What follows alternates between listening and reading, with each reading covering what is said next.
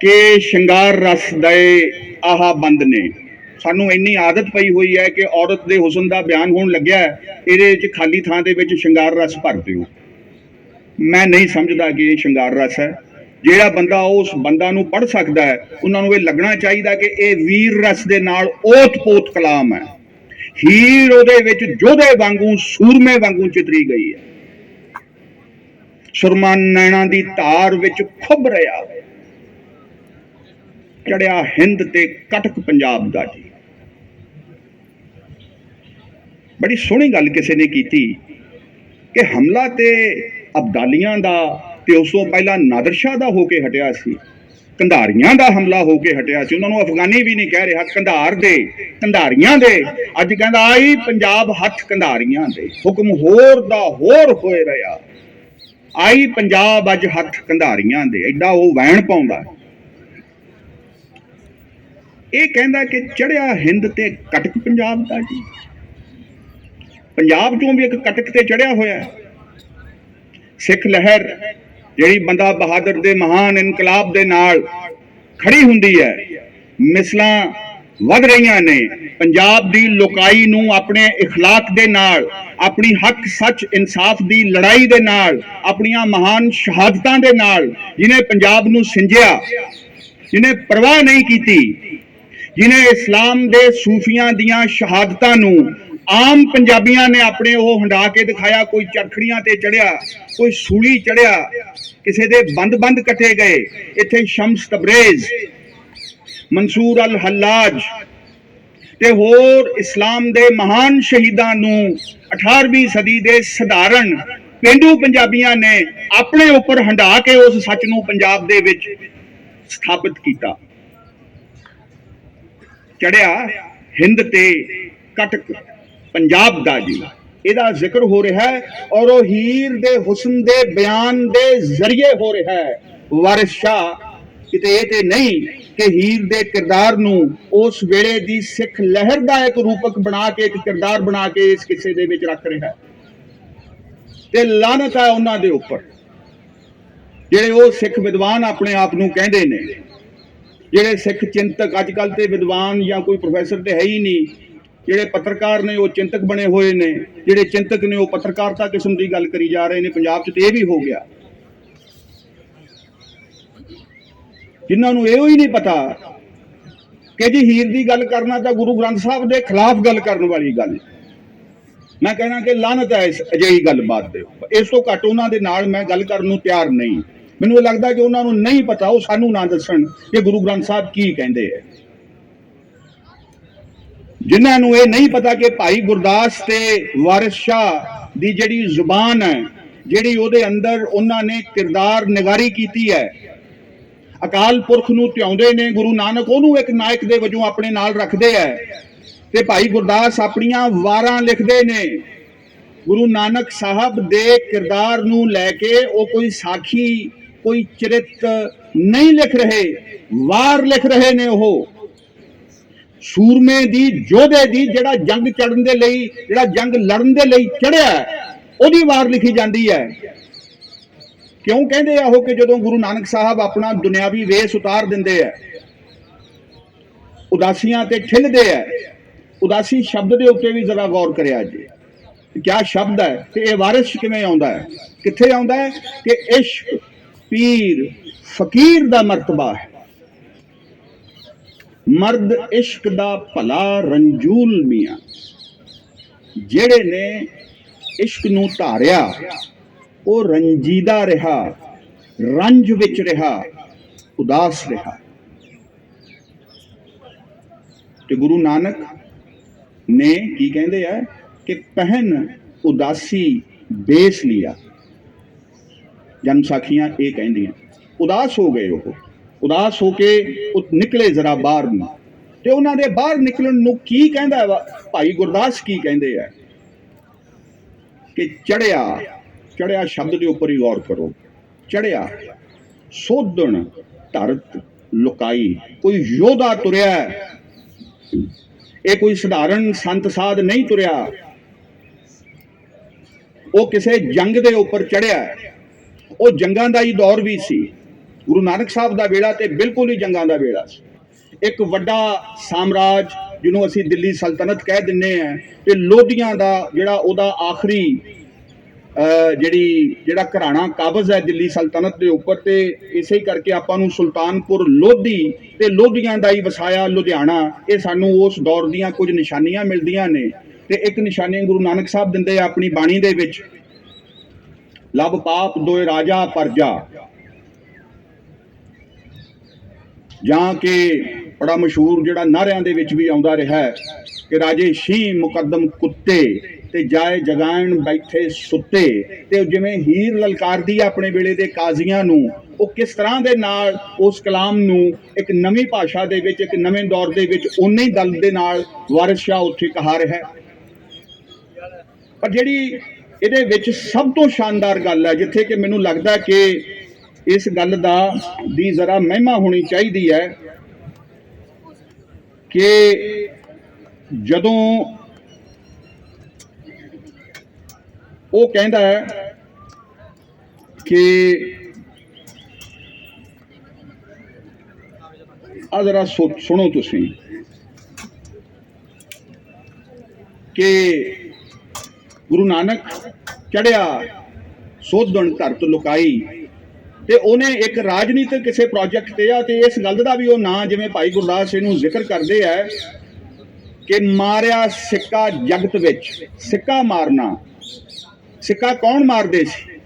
ਜਿਸ ਨੇ ਆਪਣੀ ਸਲਤਨਤ ਖੜੀ ਕਰਨੀ ਹੈ, ਆਪਣੀ ਟਕਸਾਲ ਖੜੀ ਕਰਨੀ ਹੈ, ਆਪਣੀ ਕਰੰਸੀ ਚਲਾਉਣੀ ਹੈ। ਆਪਣੇ ਕੋਲ ਵੀ ਜਿਹੜੇ ਨੋਟ ਨੇ ਉਹ RBI ਦੇ ਗਵਰਨਰ ਦਾ ਹੀ ਮਾਰਿਆ ਹੋਇਆ ਸਿੱਕਾ ਹੈ, ਕਿ ਅਸੀਂ ਉਹਦੇ ਤੇ ਭਰੋਸਾ ਕਰਦੇ ਹਾਂ ਕਿ ਇਸ ਰਾਸ਼ੀ ਦੇ ਬਦਲੇ ਅਸੀਂ ਤੁਹਾਨੂੰ ਸਮਾਨ ਜਾਂ ਸਰਵਿਸਿਜ਼ ਦਿੰਨੇ ਆ।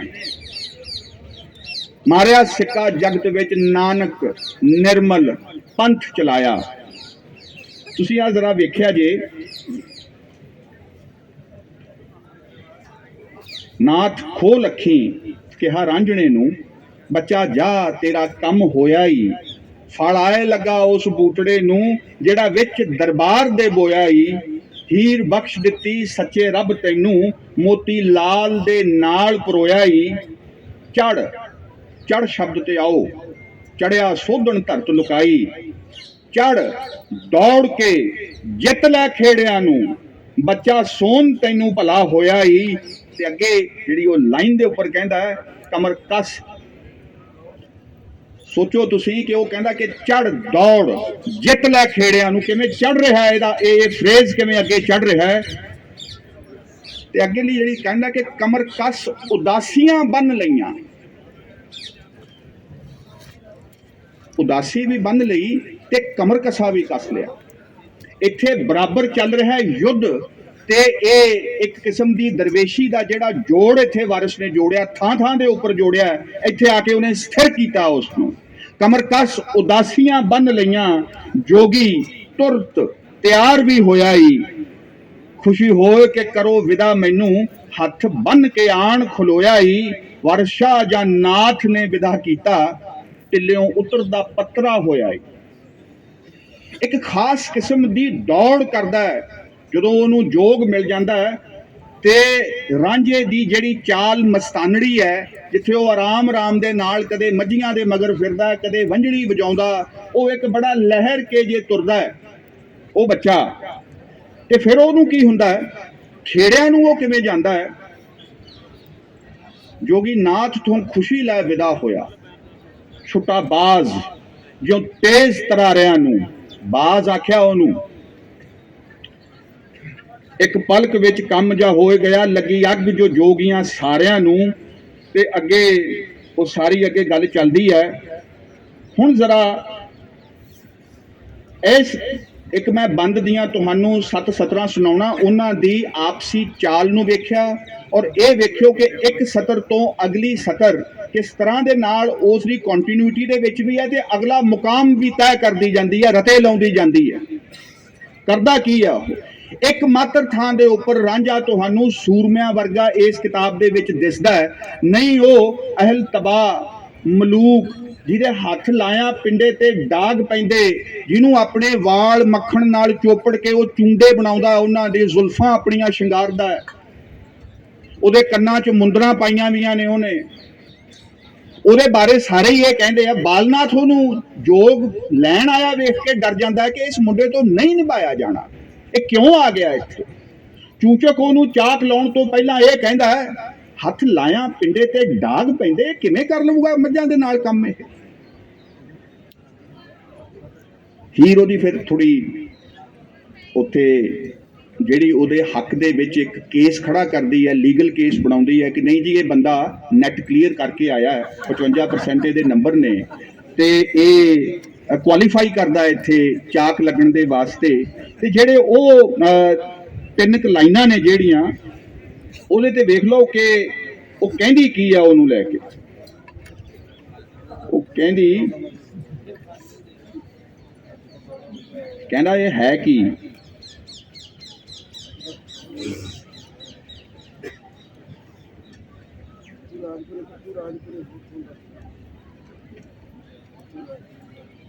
ਪੁੱਤਰ ਤਖਤ ਹਜ਼ਾਰੇ ਦੇ ਚੌਧਰੀ ਦਾ, ਰਾਂਝਾ ਜ਼ਾਤ ਦਾ ਜੱਟ ਅਸੀਲ ਹੈ ਜੀ। ਇਹ ਦੋਵੇਂ ਗੱਲਾਂ ਆਖਦੀਆਂ ਉੱਥੇ, ਇਹ ਜੱਟ ਵੀ ਹੈ ਤੇ ਅਸੀਲ ਵੀ ਹੈ। ਉਹਦਾ ਬੂਪੜਾ ਮੁੱਖ ਤੇ ਨੈਣ ਨਿੰਮੇ, ਕੋਈ ਛੈਲ ਜਿਹੀ ਉਹਦੀ ਡੀਲ ਹੈ ਜੀ। ਮੱਥਾ ਰਾਂਝੇ ਦਾ ਚਮਕਦਾ ਨੂਰ ਭਰਿਆ, ਸਖੀ ਜੀਵ ਦਾ ਨਹੀਂ ਬਖੀਲ ਹੈ ਜੀ। ਵਾਰਿਸ ਸ਼ਾਹ ਜਾਂ ਪਰੇ ਵਿੱਚ ਗੱਲ ਕਰਦਾ, ਖੋਜੀ ਲਾਈ ਤੇ ਨਿਆਉ ਵਕੀਲ ਹੈ ਜੀ। ਫਿਰ ਉਹ ਕਹਿੰਦੀ ਹੈ, ਬਾਪ ਹੱਸ ਕੇ ਪੁੱਛਦਾ ਕੌਣ ਹੁੰਦਾ ਏ ਮੁੰਡੜਾ, ਕਿਤ ਸਰਕਾਰ ਦਾ ਏ, ਕਿਹੜੇ ਇਲਾਕੇ ਦਾ ਇਹ। ਹੱਥ ਲਾਇਆ ਪਿੰਡ ਤੇ ਡਾਗ ਪੈਂਦੇ, ਇਹ ਮਹੀਂ ਦੇ ਨਹੀਂ ਦਰਕਾਰ ਦਾ ਏ। ਇਹਦੀ ਮਈਆਂ ਨਹੀਂ ਸਾਂਭੀਆਂ ਜਾਣੀਆਂ ਇਹਦੇ ਤੋਂ। ਅੱਗੇ ਦੇਖੋ ਹੀਰ ਜਵਾਬ ਕੀ ਦਿੰਦੀ ਹੈ, ਸੁਗੜ ਚਤਰ ਤੇ ਅਕਲ ਦਾ ਕੋਟ ਨੱਡਾ। ਇਹ ਸਿਰਫ ਬਾਪ ਨੂੰ ਹੀ ਨਹੀਂ ਆਖਿਆ ਜਾ ਰਿਹਾ, ਇਹ ਰਾਂਝੇ ਨੂੰ ਡਿਫਾਈਨ ਕੀਤਾ ਜਾ ਰਿਹਾ ਕਿ ਸੁਗੜ ਚਤਰ ਅਕਲ ਦਾ ਕੋਟ ਨੱਡਾ, ਮੱਝੀ ਬਹੁਤ ਸੰਭਾਲ ਕੇ ਚਾਰਦਾ ਹੈ। ਮਾਲ ਆਪਣਾ ਜਾਣ ਕੇ ਸਾਂਭ ਲਿਆਵੇ, ਕੋਈ ਕੰਮ ਨਾ ਕਦੀ ਵਿਗਾੜਦਾ ਹੈ। ਹੱਕੇ ਨਾਲ ਪਿਆਰ ਦੀ ਹੂਕ ਦੇ ਕੇ, ਸੋਟਾ ਸਿੰਘ ਤੇ ਮੂਲ ਨਾ ਮਾਰਦਾ ਹੈ। ਮੇਰੀ ਬੇਨਤੀ ਹੈ, ਪੰਜਾਬੀ ਵਿਦਵਾਨਾਂ ਨੇ ਇਸ ਪੋਥੀ ਦੇ ਸਿੰਘ ਬਹੁਤ ਸੇਕੇ ਆਪਣੇ ਸੋਟਿਆਂ ਦੇ ਨਾਲ। ਉਹਨਾਂ ਨੇ ਕਲਮਾਂ ਤੋਂ ਸੋਟਿਆਂ ਦਾ ਕੰਮ ਲਿਆ ਹੈ ਤੇ ਪਰ ਪੋਥੀ ਖੜੀ ਰਹਿ ਗਈ ਹੈ ਕਿਉਂਕਿ ਲੋਕਾਂ ਨੇ ਇਹਨੂੰ ਆਪਣੇ ਦਿਲ 'ਚ ਉਤਾਰ ਲਿਆ, ਆਪਣੇ ਸੀਨਿਆਂ 'ਚ ਲਾ ਲਿਆ। ਤੇ ਅੱਜ ਵਾਈਸ ਚਾਂਸਲਰ ਇੱਥੇ ਬੈਠੇ ਨੇ ਪ੍ਰੋਫੈਸਰ ਅਰਵਿੰਦ, ਮੈਂ ਸਮਝਦਾ ਕਿ ਤੁਸੀਂ ਲੋਕਾਈ ਦੇ ਸੀਨਿਆਂ ਦੇ ਵਿੱਚ ਉਤਰੇ ਹੋਏ ਇਹਨਾਂ ਸ਼ਬਦਾਂ ਨੂੰ ਜੋ ਵਿਦਵਾਨਾਂ ਦੇ ਵਿਹੜੇ ਦੇ ਵਿੱਚ ਲਿਆ ਕੇ ਦੁਬਾਰਾ ਖੜਾ ਕੀਤਾ, ਤਾਂ ਇਹ ਸਾਡੇ ਲਈ ਇੱਕ ਬੜਾ ਵੱਡਾ ਮੌਕਾ ਹੈ। ਤੇ ਜਿਵੇਂ ਨਾ ਸਾਡੇ ਮਾਲਵੇ 'ਚ ਕਹਿੰਦੇ ਹੁੰਦੇ ਆ ਕਿ ਸੱਚਾਈ ਇਹ ਹੈ ਕਿ ਜਿਹੜਾ ਵੱਡਾ ਟੈਕਸਟ ਹੈ, ਜਿਹੜਾ ਵੰਗਾਰਦਾ ਹੈ ਤੁਹਾਨੂੰ, ਜਿਹੜਾ ਤੁਹਾਡੀ ਸਿਖਲਾਈ ਨੂੰ ਵੰਗਾਰਦਾ ਹੈ, ਜਿਹੜਾ ਉਹਦੇ ਨਾਲ ਮੱਥਾ ਲਾ ਸਕਦਾ, ਵਿਦਵਤਾ ਦਾ ਫੈਸਲਾ ਉੱਥੇ ਹੁੰਦਾ। ਦੂਜੇ ਤੀਜੇ ਦਰਜੇ ਦੀਆਂ ਗੱਲਾਂ ਦੇ ਉੱਪਰ ਆਪਣੀ ਰਾਏ ਮਸ਼ਵਰਾ ਕਰਕੇ ਗੱਲ ਨਹੀਂ ਅੱਗੇ ਤੁਰਦੀ ਹੁੰਦੀ। ਔਰ ਅਸੀਂ ਇਸ ਪਾਸਿਓਂ ਹਜੇ ਛੋਪ ਚੋਂ ਪੂਣੀ ਨਹੀਂ ਕੱਤੀ ਗਈ ਹੈ। ਥੋੜੀ ਬਹੁਤ ਗੁਰਬਾਣੀ ਦੇ ਅਰਥਾਂ ਨੂੰ ਲੈ ਕੇ, ਗੁਰਬਾਣੀ ਦੇ ਮਸਲਿਆਂ ਨੂੰ ਲੈ ਕੇ, ਔਰ ਉਹਦੇ ਵਿੱਚ ਸਾਰਿਆਂ ਨੇ, ਸੋਸ਼ਲ ਸਾਇੰਟਿਸਟਾਂ ਨੇ, ਫਿਲਾਸਫਰਸ ਨੇ, ਅੰਗਰੇਜ਼ੀ ਵਾਲਿਆਂ ਨੇ ਤੇ ਪੰਜਾਬੀ ਵਾਲਿਆਂ ਨੇ ਵੀ, ਇਹਨਾਂ ਦਾ ਉਹਦੇ ਵਿੱਚ ਬਰਾਬਰ ਦਾ ਹੱਥ ਹੈ। ਤੇ ਇਹ ਪੋਥੀ ਵੰਗਾਰਦੀ ਹੈ ਹੀਰ ਵਾਰਿਸ ਸ਼ਾਹ ਕਿ ਪੰਜਾਬ ਦੇ ਸਮਾਜਿਕ ਵਿਗਿਆਨੀ, ਪੰਜਾਬ ਦੇ ਅਰਥ ਸ਼ਾਸਤਰੀ, ਪੰਜਾਬ ਦੇ ਫਲਸਫੀ, ਪੰਜਾਬ ਦੇ ਸਾਇੰਸਦਾਨ। ਇਸੇ ਯੂਨੀਵਰਸਿਟੀ ਦੇ ਵਿੱਚ ਕੈਮਿਸਟਰੀ ਡਿਪਾਰਟਮੈਂਟ ਹੁੰਦੇ ਸਨ ਪ੍ਰੋਫੈਸਰ ਨਾਜਰ ਸਿੰਘ। ਆਖਿਆ ਜਾਂਦਾ ਕਿ ਉਹ ਬਹੁਤ ਵੱਡੇ ਹੀਰਦਾਨ ਸਨ। ਉਹਨਾਂ ਦੇ ਨਾਲ ਹੀਰ ਦੇ ਉੱਪਰ ਚਰਚਾ ਕਰਨ ਦੇ ਲਈ ਦੂਰ ਦਰਾਜ਼ ਤੋਂ ਵੀ ਲੋਕ ਆਉਂਦੇ ਹੁੰਦੇ ਸਨ। ਪੂਰਾ ਇੱਕ ਕੰਮ ਚੱਲਦਾ ਹੁੰਦਾ ਸੀ ਉਸ ਵੇਲੇ ਪੰਜਾਬ ਦੇ ਵਿੱਚ। ਅੱਜ ਇਸ ਨੂੰ ਇੱਥੇ ਰੱਖਣਾ, 2 ਦਿਨਾਂ ਦੀ ਅੰਤਰਰਾਸ਼ਟਰੀ ਕਾਨਫਰੰਸ ਵਾਰਿਸ ਸ਼ਾਹ ਦੇ 300ਵੇਂ ਵਰ੍ਹੇਗੰਢ ਦੇ ਬਹਾਨੇ, ਉਸ ਮੌਕੇ ਦੇ ਉੱਪਰ ਜੋ ਅਸੀਂ ਇਕੱਠੇ ਹੋਏ ਹਾਂ, ਇੱਕ ਤੇ ਬਹੁਤ ਸ਼ੁਭ ਚਿੰਤਨੀ ਮੌਕਾ ਹੈ। ਔਰ ਮੈਂ ਸਮਝਦਾ ਕਿ ਇਹ ਦੁਬਾਰਾ ਤੋਂ ਇਸ ਕੰਮ ਨੂੰ ਹੱਥ ਲਾਉਣ ਦਾ, ਉਸ ਝਨਾਨ ਦੇ ਵਿੱਚ ਠਿੱਲਣ ਦਾ, ਇਕਰਾਰ ਕਰਨ ਦਾ ਮੌਕਾ ਹੈ। ਉਹ ਕੋਈ ਇਕੱਲੀ ਹੀਰ ਵਾਰਿਸ ਦੀ ਗੱਲ ਨਹੀਂ ਹੈ, ਉਹ ਹਾਸ਼ਮ ਵੀ ਹੋ ਸਕਦਾ ਹੈ, ਉਹ ਪ੍ਰੋਫੈਸਰ ਪੂਰਨ ਸਿੰਘ ਵੀ ਹੋ ਸਕਦੇ ਨੇ, ਉਹ ਦੀਵਾਨ ਸਿੰਘ ਕਾਲੇ ਪਾਣੀ ਵੀ ਹੋ ਸਕਦੇ ਹੈ, ਉਹ ਗਦਰੀ ਬਾਬੇ ਵੀ, ਜਿਨ੍ਹਾਂ ਨੂੰ ਦੁਬਾਰਾ ਵੇਖਣ ਦੀ ਸਾਨੂੰ ਲੋੜ ਹੈ। ਔਰ ਸੱਚੀ ਗੱਲ ਹੈ ਕਿ ਹਜੇ ਤੇ ਅਸੀਂ ਵਾਰਿਸ ਹੀ ਕਰੀ ਜਾਂਦੇ ਹਾਂ। ਹਜੇ ਤੇ ਮੀਆਂ ਮੁਹੰਮਦ ਬਖਸ਼ ਪਏ ਨੇ, ਹਜੇ ਤੇ ਹਾਸ਼ਮ ਸ਼ਾਹ ਦੇ ਬਾਬਤ ਵੀ ਅਸੀਂ ਉਹਨਾਂ ਕੀ ਜਾਣਦੇ ਹਾਂ ਜਿੰਨਾ ਕਿ ਸਿਲੇਬਸਾਂ 'ਚ ਇਮਤਿਹਾਨੀ ਜਵਾਬ ਲਿਖਣਾ ਹੁੰਦਾ ਹੈ। ਹਜੇ ਅਸੀਂ ਵਾਰਸ਼ਾ ਦੇ ਸ਼ਬਦਾਂ ਦੇ ਵਿੱਚ ਆਖੀਏ ਕਿ ਹਜੇ ਅਸੀਂ ਕਮਲੀਆਂ ਇਸ਼ਕ ਥੀ ਨਹੀਂ ਵਾਕਿਫ ਕਿ ਪੰਜਾਬ ਦੇ ਲੋਕ ਤੇ ਵਿਦਵਤਾ ਕਿੱਥੇ ਸਾਹ ਲੈਂਦੀ ਹੈ, ਇਕੱਠਿਆਂ ਸਾਹ ਲੈਂਦੀ ਹੈ, ਉੱਥੇ ਫਾਸਲਾ ਨਹੀਂ ਰਹਿ ਜਾਂਦਾ। ਇਹਦੀ ਵੀ ਗੱਲ ਕਰਾਂਗੇ। ਪਰ ਜਿਹੜੀ ਗੱਲ ਮੈਂ ਤੁਹਾਡੇ ਨਾਲ ਕਰ ਰਿਹਾ ਸੀ ਕਿ ਇਹ ਯੁੱਧ ਦੀ ਪੋਥੀ ਹੈ, ਬੁਨਿਆਦੀ ਤੌਰ ਤੇ ਮੇਰੇ ਮੁਤਾਬਕ ਇਹ ਇਸ਼ਕ ਦੀ ਵਾਰ ਲਿਖੀ ਹੈ ਵਾਰਿਸ ਸ਼ਾਹ ਨੇ। ਇਹ ਹੈ ਕੀ, ਇਹ ਫਲਸਫਾ ਕੀ ਹੈ ਇਸ਼ਕ ਦਾ, ਇਸ਼ਕ ਦੀ ਮੋਰੈਲਿਟੀ ਕੀ ਹੈ, ਨੈਤਿਕਤਾ ਇਖਲਾਕੀਆਤ ਕੀ ਹੈ ਇਸ਼ਕ ਦਾ। ਔਰ ਉਹਨੇ ਰਸ ਨੂੰ ਤੇ ਨੈਤਿਕਤਾ ਨੂੰ ਅਲੱਗ-ਅਲੱਗ ਨਹੀਂ ਕੀਤਾ।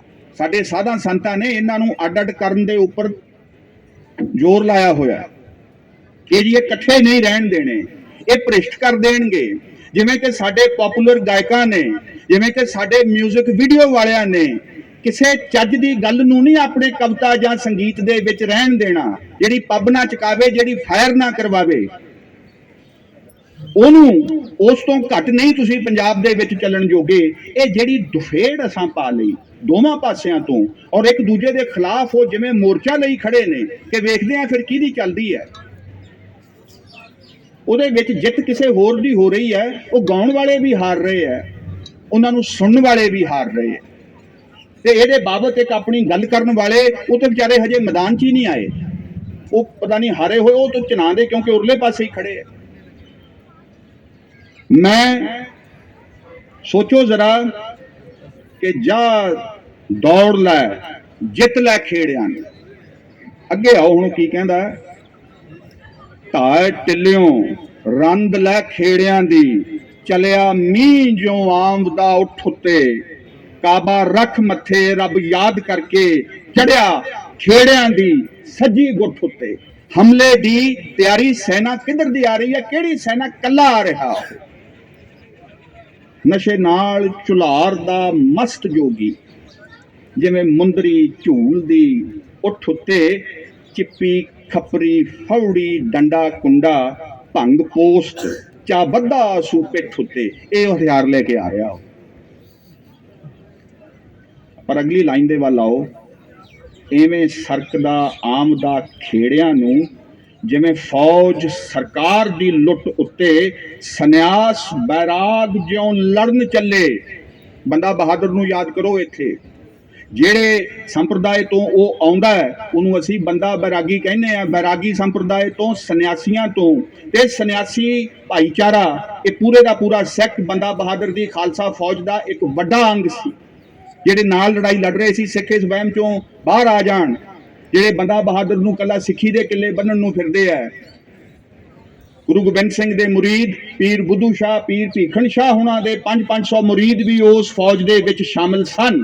ਇਸਲਾਮ ਦੇ ਨਾਲ ਵਾਬਸਤਾ ਸਿੱਖ ਸਨ। ਤੇ ਆ ਸੰਨਿਆਸੀਆਂ ਬੈਰਾਗੀਆਂ ਦਾ ਵੀ ਇੱਕ ਟੋਲਾ ਸੀ ਜਿਹੜਾ 18ਵੀਂ ਸਦੀ ਦੇ ਵਿੱਚ ਇਕੱਠਾ ਮੂਵ ਕਰ ਰਿਹਾ ਸੀ ਪੰਜਾਬ ਦੇ ਵਿੱਚ। ਵਾਰਿਸ ਸ਼ਾਹ ਸਿੱਖਾਂ ਨੂੰ ਨਹੀਂ ਕੁਝ ਕਹਿ ਰਿਹਾ, ਉਹ ਵੱਧ ਤੋਂ ਵੱਧ ਜੱਟ ਤੇ ਆ ਜਾਂਦਾ। ਜਦੋਂ ਦੇਸ਼ ਦੇ ਜੱਟ ਸਰਦਾਰ ਹੋਏ, ਨਹੀਂ ਉਹ ਸਿੱਖ ਵੀ ਕਹਿ ਹੀ ਸਕਦਾ ਸੀ, ਐਡੀ ਉਹਦੇ ਲਈ ਕੋਈ ਬਹੁਤੀ ਔਖੀ ਗੱਲ ਇਹ ਨਹੀਂ ਸੀ। ਜੱਟ ਕਹਿ ਕੇ ਉਹਨੇ ਸਾਰੇ ਭਾਈਚਾਰਿਆਂ ਵਾਲਿਆਂ ਨੂੰ ਵੀ ਕਿਤੇ ਨਾ ਕਿਤੇ ਵਿੱਚ ਕਰ ਲਿਆ। ਇਹਦੇ ਕਹਿਣ ਦਾ ਮਤਲਬ ਇਹ ਵੀ ਹੈ ਕਿ ਜਿਹੜੀ ਹੇਠਲੀ ਉੱਤੇ ਪੰਜਾਬ 'ਚ ਹੋ ਰਹੀ ਸੀ, ਉਹ ਪੁਰਾਣਾ ਸੋਸ਼ਲ ਆਰਡਰ ਢਹਿ ਰਿਹਾ ਹੈ। ਜਿਹੜੀਆਂ ਨਵੀਆਂ ਤਾਕਤਾਂ ਨੇ, ਪਿੰਡਾਂ ਦੀ ਕਿਤਾਬ ਹੈ, ਇਹਦੇ ਵਿੱਚ ਕਿਸੇ ਸ਼ਹਿਰ ਦਾ ਜ਼ਿਕਰ ਤੱਕ ਨਹੀਂ ਹੈ। ਲਾਹੌਰ ਦਾ ਆ ਗਿਆ ਕਿਸੇ ਰੂਪਕ ਦੇ ਵਜੋਂ, ਮਾੜਾ ਮੋਟਾ ਕੋਟ ਕਬੂਲੇ ਦਾ ਆ ਗਿਆ ਜਿੱਥੋਂ ਦਾ ਅਦਲੀ ਰਾਜਾ ਹੈ। ਅਦਰਵਾਈਜ਼ ਇਹ ਪਿੰਡਾਂ ਦੇ ਰੂਪਕਾਂ ਦੀ, ਪਿੰਡਾਂ ਦੀ ਦੁਨੀਆ ਦੀ, ਪਿੰਡਾਂ ਦੀ ਜ਼ਿੰਦਗੀ ਦੀ, ਪਿੰਡਾਂ ਦੀਆਂ ਚਾਲਾਂ ਦੀ, ਜਿਹੋ ਜਿਹੇ ਸ਼ਰੀਕ ਚੱਲਦੇ ਹੈ ਉਹਨਾਂ ਦੀ ਬਾਤ ਹੈ।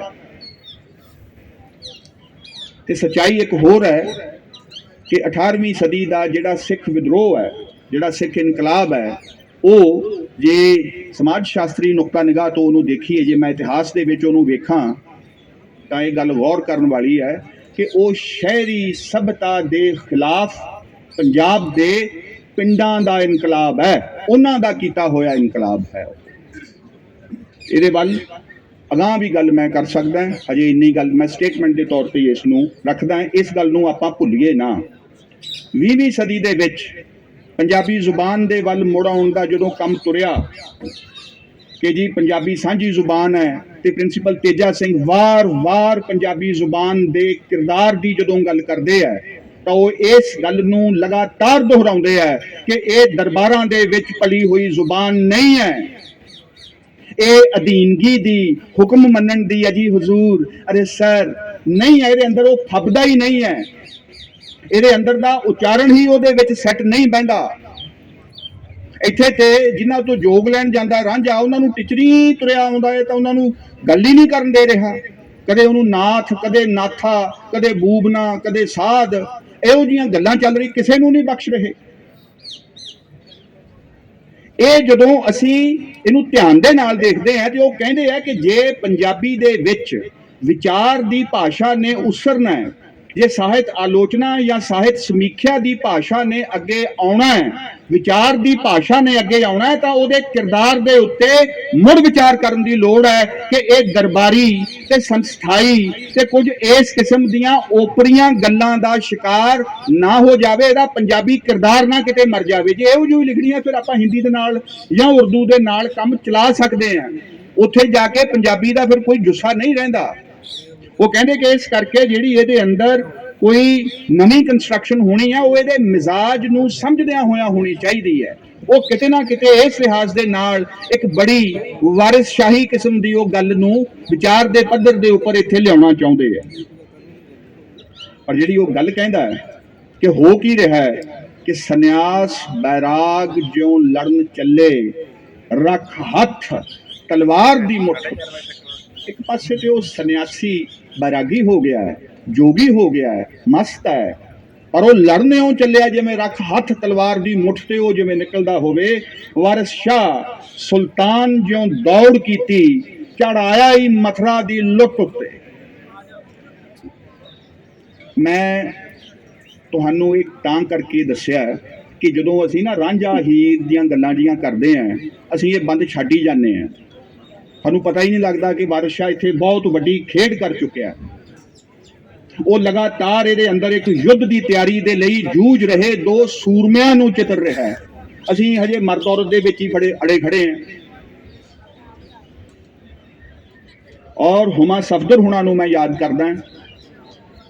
ਹੁਮਾ ਸਫਦਰ ਨੇ, ਮੈਨੂੰ ਲੱਗਦਾ ਕਿ ਜੈਂਡਰ ਦੇ ਬਾਬਤ ਪੰਜਾਬ ਦੀ ਆਪਣੀ ਸਿਧਾਂਤਕਾਰੀ ਦੀ ਜਿਹੜੀ ਉਹਨਾਂ ਨੇ ਗੱਲ ਕੀਤੀ ਹੈ, ਮੈਂ ਸਮਝਦਾ ਕਿ ਸਾਨੂੰ ਉਹਨੂੰ ਗੌਰ ਕਰਨਾ ਚਾਹੀਦਾ। ਤੇ ਇਹ ਉਹ ਔਰਤਾਂ ਨੇ ਜਿਹੜੀਆਂ ਲਾਹੌਰ ਦੇ ਵਿੱਚ ਪਾਕਿਸਤਾਨ ਦੇ ਪਿੰਡ-ਪਿੰਡ ਜਾ ਕੇ ਹੀਰ ਵਾਰਿਸ ਦਾ ਨਾਟਕ ਖੇਡਦੀਆਂ, ਔਰ ਉਹ ਕਨਸੈਪਚੁਅਲੀ ਨਜਮ ਹੁਸੈਨ ਸੈਯਦ ਦੀਆਂ ਜਿਹੜੀਆਂ ਧਾਰਨਾਵਾਂ ਨੇ, ਜਿਹੜੀ ਉਹਨਾਂ ਦੀ ਆਪਣੀ ਵਿਆਖਿਆ ਹੀਰ ਵਾਰਿਸ ਸ਼ਾਹ ਦੀ, ਤੇ ਉਹਦੇ ਨਾਲ ਹੋਰ ਚੀਜ਼ਾਂ ਨੂੰ ਜੋੜ ਕੇ ਉਹਨਾਂ ਨੇ ਆਪਣੇ ਨਾਟਕ ਦਾ ਉਸਾਰ ਕੀਤਾ, ਜਿਹੜਾ ਪਿੰਡ-ਪਿੰਡ ਤੇ ਉਹਦੀ ਗਾਇਕੀ ਨੂੰ ਖੇਡਿਆ ਜਾਂਦਾ।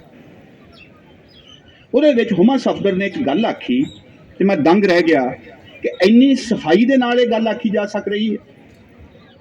ਉਹ ਕਹਿੰਦੇ ਕਿ ਰਾਂਝਾ, ਇਹ ਤੇ ਬਹੁਤ ਗਲਤ ਹੈ ਕਿ ਰਾਂਝੇ ਨੂੰ ਅਸੀਂ ਮਰਦ ਆਖੀਏ, ਉਹ ਤੇ ਆਸ਼ਿਕ ਹੈ। ਆਸ਼ਿਕ ਦਾ ਕੋਈ ਜੈਂਡਰ ਨਹੀਂ ਆ, ਉਹ ਜੈਂਡਰ ਤੋਂ ਅਗਾਂਹ ਦਾ, ਉਹ ਜੈਂਡਰ ਦੇ ਪਾਏ ਤਫਰਕਿਆਂ ਤੋਂ ਅਗਾਂਹ ਦੀ ਕੋਈ ਜੈਂਟਸ ਹੈ। ਇਹਦੇ ਵੱਲ ਗੌਰ ਕਰੀਏ। ਕਿਉਂ ਵਾਰਿਸ ਸ਼ਾਹ ਰਾਂਝੇ ਨੂੰ ਥਾਂ-ਥਾਂ ਤੇ ਔਰਤਾਂ ਵਰਗਾ ਚਿੱਤਰ ਰਿਹਾ ਹੈ? ਜਿਹੜਾ ਮਾੜੀ ਜੀ ਜਿਹਨੂੰ ਔਰਤਾਂ ਕੁੱਟ ਦਿੰਦੀਆਂ 2 ਵਾਰੀ, ਉਹਨੂੰ ਕੁੜੀਆਂ ਤੋਂ ਕੁੱਟ ਪੈਂਦੀ ਹੈ ਇਸ ਕਿੱਸੇ ਦੇ ਵਿੱਚ, ਇਹਨੂੰ ਕੋਈ ਨਹੀਂ ਦੱਸਦਾ। ਕਿਹੜਾ ਕਿੱਸਾ, ਕਿਹੜਾ ਨਾਇਕ ਐਸਾ ਜਿਹਨੂੰ ਨਾਲੇ ਨਾਇਕ ਆਖਿਆ ਜਾਂਦਾ ਹੋਵੇ ਤੇ ਨਾਲੇ ਉਹਦੇ ਕੁੱਟ ਪਵਾਈ ਜਾ ਰਹੀ ਹੋਵੇ? ਕਿਹੜਾ ਐਸਾ ਹੋਰ ਕਿੱਸਾ ਹੈ, ਕਿਹੜਾ ਐਸਾ ਹੋਰ ਨਾਇਕ ਹੈ ਕਿ ਉਹ ਕੁੜੀ ਹੋਵੇ ਤੇ ਉਹ ਬੰਦਿਆਂ ਨੂੰ ਕੁੱਟਣ ਦੇ ਵਿੱਚ ਉਹਦੀਆਂ ਸਹੇਲੀਆਂ ਦੀ ਖਾਸ ਮੁਹਾਰਤ ਹੋਵੇ? ਬੜਾ ਜ਼ੋਰ ਲਾਇਆ ਉਹਨੇ, ਘੱਟੋ ਘੱਟ 4 ਕੇ 5 ਬੰਦ ਲਿਖੇ ਨੇ ਜਿਹਦੇ ਵਿੱਚ ਕੈਦੋਂ ਨੂੰ ਉਹ ਕਿਵੇਂ ਢਾਉਂਦੀਆਂ, ਉਹਦਾ ਚਾਦਰਾ ਕਿਵੇਂ ਲਾਉਂਦੀਆਂ, ਉਹਦੀ ਦਾੜੀ ਕਿਵੇਂ ਪੁੱਟਦੀਆਂ, ਉਹਦਾ ਮੂੰਹ ਕਿਵੇਂ ਪੁਆ ਕੇ ਮਾਰਦੀਆਂ, ਉਹਨੂੰ ਮਿੱਟੀ 'ਚ ਕਿਵੇਂ ਰੋਲਦੀਆਂ, ਉਹਨੇ ਉਹ ਪੂਰਾ ਸਵਾਦ ਲੈਂਦਾ ਉੱਥੇ। ਉਹ ਇਹ ਹੋਈ ਗੱਲ ਇੱਕ। ਅੱਗੇ ਜਾ ਕੇ ਇਹੋ ਹੀ ਰਾਂਝਾ ਤੁਹਾਨੂੰ ਵਾਰਿਸ ਸ਼ਾਹ ਕਿਸ ਤਰ੍ਹਾਂ ਦੇ ਨਾਲ ਥਾਂ ਥਾਂ ਦੇ ਉੱਤੇ ਜਿਹੜੀ ਤੁਹਾਡੀ ਇੱਕ ਸਮਝ ਜੀ ਬਣਨ ਲੱਗਦੀ ਹੁੰਦੀ ਹੈ ਵੀ ਲੈ ਵੀ ਆਪਾਂ ਨੂੰ ਆਦਤ ਕੀ ਹੈ, ਲੈ ਵੀ ਹੁਣੇ ਆ ਗਿਆ ਮੂਡ 'ਚ, ਹੁਣ ਇਹਨੇ ਚੱਕ ਤੇ ਫੱਟੇ, ਹੁਣ ਇਹਨੇ ਰਸਤਾਰਾਂ ਫੜ ਲੀਆਂ, ਇਹਨੂੰ ਯੋਧਾ ਬਣਾਤਾ, ਇਹ ਹੁਣ ਇਹ ਵੀ ਕਿਸੇ ਨੂੰ ਜਾ ਕੇ ਕੁੱਟੂਗਾ, ਇਹ ਲਵ ਕਰੂਗਾ ਦੋ ਹੱਥ ਤੇ, ਸਾਡੀ ਬੜੀ ਤਸੱਲੀ ਜੀ ਉਹਦੇ ਨਾਲ ਹੋਣੀ ਸ਼ੁਰੂ ਹੋ ਜਾਂਦੀ ਹੈ। ਉਹਨੂੰ ਗਾਂਹ ਟੱਕਰ ਜਾਂਦਾ ਰੰਗਪੁਰ ਖੇੜਿਆਂ ਦੀ ਜੂਹ ਦੇ ਵਿੱਚ ਜਿਹੜਾ ਆਜੜੀ ਉੱਥੇ ਭੇਡਾਂ ਬੱਕਰੀਆਂ ਚਾਰ ਰਿਹਾ, ਉਹ ਰਾਂਝੇ ਦੀ ਜੋ ਗੱਤ ਬਣਾਉਂਦਾ ਹੈ, ਜੋ ਉਹਦੇ ਨਾਲ ਉਹ ਬੁਰੀ ਕਰਦਾ ਹੈ। ਤੇ ਜਿਹੜੇ ਆਲੋਚਕ ਸਾਡੇ ਰਾਂਝਾ ਸਥਿਰ ਹੈ, ਰਾਂਝਾ ਪੱਕਾ ਨਹੀਂ ਹੈ, ਪਹਿਲਾਂ ਮਨਾ ਕਰ ਦਿੰਦਾ ਹੈ ਕਿ ਨਹੀਂ ਇੰਜ ਨਹੀਂ ਜਾਣਾ, ਫਿਰ ਉਹਨੂੰ ਉਧਾਲ ਵੀ ਲੈਂਦਾ ਹੈ, ਪਹਿਲਾਂ ਉਹ ਇੰਜ ਕਹਿੰਦਾ ਹੈ ਫਿਰ ਇੰਜ ਕਰ ਜਾਂਦਾ ਹੈ, ਫਿਰ ਹੀਰ ਦੇ ਆਖਿਆਂ ਠੀਕ ਹੋ ਜਾਂਦਾ ਹੈ। ਭਾਸ਼ਾ ਦੇਖੋ, ਕਿਤੇ ਬੋਲਣ ਵੇਲੇ ਇਹਨਾਂ ਦਾ ਲਹਿਜਾ ਦੇਖੋ ਜਿਵੇਂ ਇਹਨਾਂ ਨੇ ਕੋਈ ਬੜੀ ਵੱਡੀ ਗੱਲ ਫੜੀ ਹੁੰਦੀ ਹੈ। 15-15 ਸਾਲ ਆਹੀ ਦੱਸੀ ਜਾਂਦੇ ਆ। ਉਹ ਉਹਨਾਂ ਜਿੰਨਾ ਕਿ ਤੁਸੀਂ ਰਾਂਝੇ ਨੂੰ ਮਾੜਾ ਕਹਿ ਰਹੇ ਹੋ, ਉਦੋਂ 4 ਰਤੀਆਂ ਵੱਧ ਕੇ ਤੇ ਵਾਰਿਸ ਸ਼ਾਹ ਨੇ ਆਪ ਉਹਨੂੰ ਕਹਾ ਦਿੱਤਾ ਕਿ ਜਿਹੜਾ ਇੱਕ ਆਪ ਸਧਾਰਨ ਮਰਦ ਹੈ, ਜਿਹਦੀ ਰਵਾਇਤੀ ਸਮਝ ਔਰਤ ਨੂੰ ਲੈ ਕੇ ਜਾਂ ਆਪਣੀ ਮੰਗ ਨੂੰ ਲੈ ਕੇ ਜਾਂ ਆਪਣੀ ਮਾਸ਼ੂਕ ਨੂੰ ਲੈ ਕੇ ਰਵਾਇਤੀ ਜਿਹੜੇ ਬੰਦੇ ਜਿਵੇਂ ਸੋਚਦੇ ਨੇ, ਅਯਾਲੀ ਉਸ ਥਾਂ ਤੋਂ ਖੜਾ ਹੋ ਕੇ ਰਾਂਝੇ ਦਾ ਕ੍ਰਿਟਿਸਿਜ਼ਮ ਕਰ ਰਿਹਾ ਹੈ ਔਰ ਰਾਂਝੇ ਨੂੰ ਉਹ ਸੁਣਨਾ ਪੈ ਰਿਹਾ ਹੈ। ਰਾਂਝਾ ਉਹਦੇ ਨਾਲ ਲੜ ਨਹੀਂ ਸਕ ਰਿਹਾ ਕਿਉਂਕਿ ਉਹਨੂੰ ਰੰਗਪੁਰ ਦੇ ਵਿੱਚ ਆਪਣੇ ਸਾਥੀਆਂ ਦੀ ਲੋੜ ਹੈ। ਉਹ ਰੰਗਪੁਰ ਦੇ ਵਿੱਚ ਨਿਪਟ ਇਕੱਲਾ ਹੈ, ਕੋਈ ਨਹੀਂ ਆ ਉਹਦੇ ਨਾਲ, ਉਹ ਕਿਤੇ ਵਾਪਸ ਜਾਣ ਜੋਗਾ ਨਹੀਂ ਬਚਿਆ। ਪਤਾ ਨਹੀਂ ਉਹ ਕਿਹੜੇ ਪੈਂਡੀ ਜਾ ਕੇ ਉਹਨੇ ਕਿਵੇਂ ਜੋਗ ਲਿਆ, ਕਿਹੜੇ ਹਾਲੀ, ਉਹ ਤੋਂ ਪਹਿਲਾਂ ਹੀ ਬੈਕਲੌਗ ਇੰਨਾ ਪਿਆ ਸੀ, ਭਰਤੀਆਂ ਨਿਕਲੀਆਂ ਹੀ ਨਹੀਂ ਸੀ ਕਿ ਜੋਗ ਮਿਲ ਸਕੇ। 25-25 ਸਾਲ ਤੋਂ ਜਿਵੇਂ ਪੰਜਾਬ ਦੇ ਵਿੱਚ ਨਹੀਂ ਜੋਗ ਮਿਲ ਰਿਹਾ, ਕੱਚਾ ਪੱਕਾ ਜਿਹਾ ਜੋਗ ਮਿਲ ਜਾਂਦਾ ਹੈ, ਉਹਦੇ ਵਿੱਚ ਵੀ ਜਾ ਕੇ ਉਹਦੀਆਂ ਰੱਬ ਦੇ ਦਰਗਾਹ ਉਹਦੀਆਂ ਸਿਫਾਰਿਸ਼ਾਂ ਲੱਗੀਆਂ, ਉਹ ਗਾਂਹ ਆ ਗਿਆ। ਹੁਣ ਗਾਂਹ ਜਾ ਕੇ ਹੈਡਮਾਸਟਰ ਨੇ ਘੇਰ ਲਿਆ ਵੀ ਭਾਈ ਐਂ ਤਾਂ ਜੁਆਇਨਿੰਗ ਨਹੀਂ ਹੁੰਦੀ ਤੇਰੀ, ਤੂੰ ਤਾਂ ਉਹ ਹੈ, ਅਸੀਂ ਜਾਣਦੇ ਹਾਂ ਤੈਨੂੰ। ਉੱਥੇ ਜਾ ਕੇ ਤੁਸੀਂ ਇਹ ਦੇਖੋ,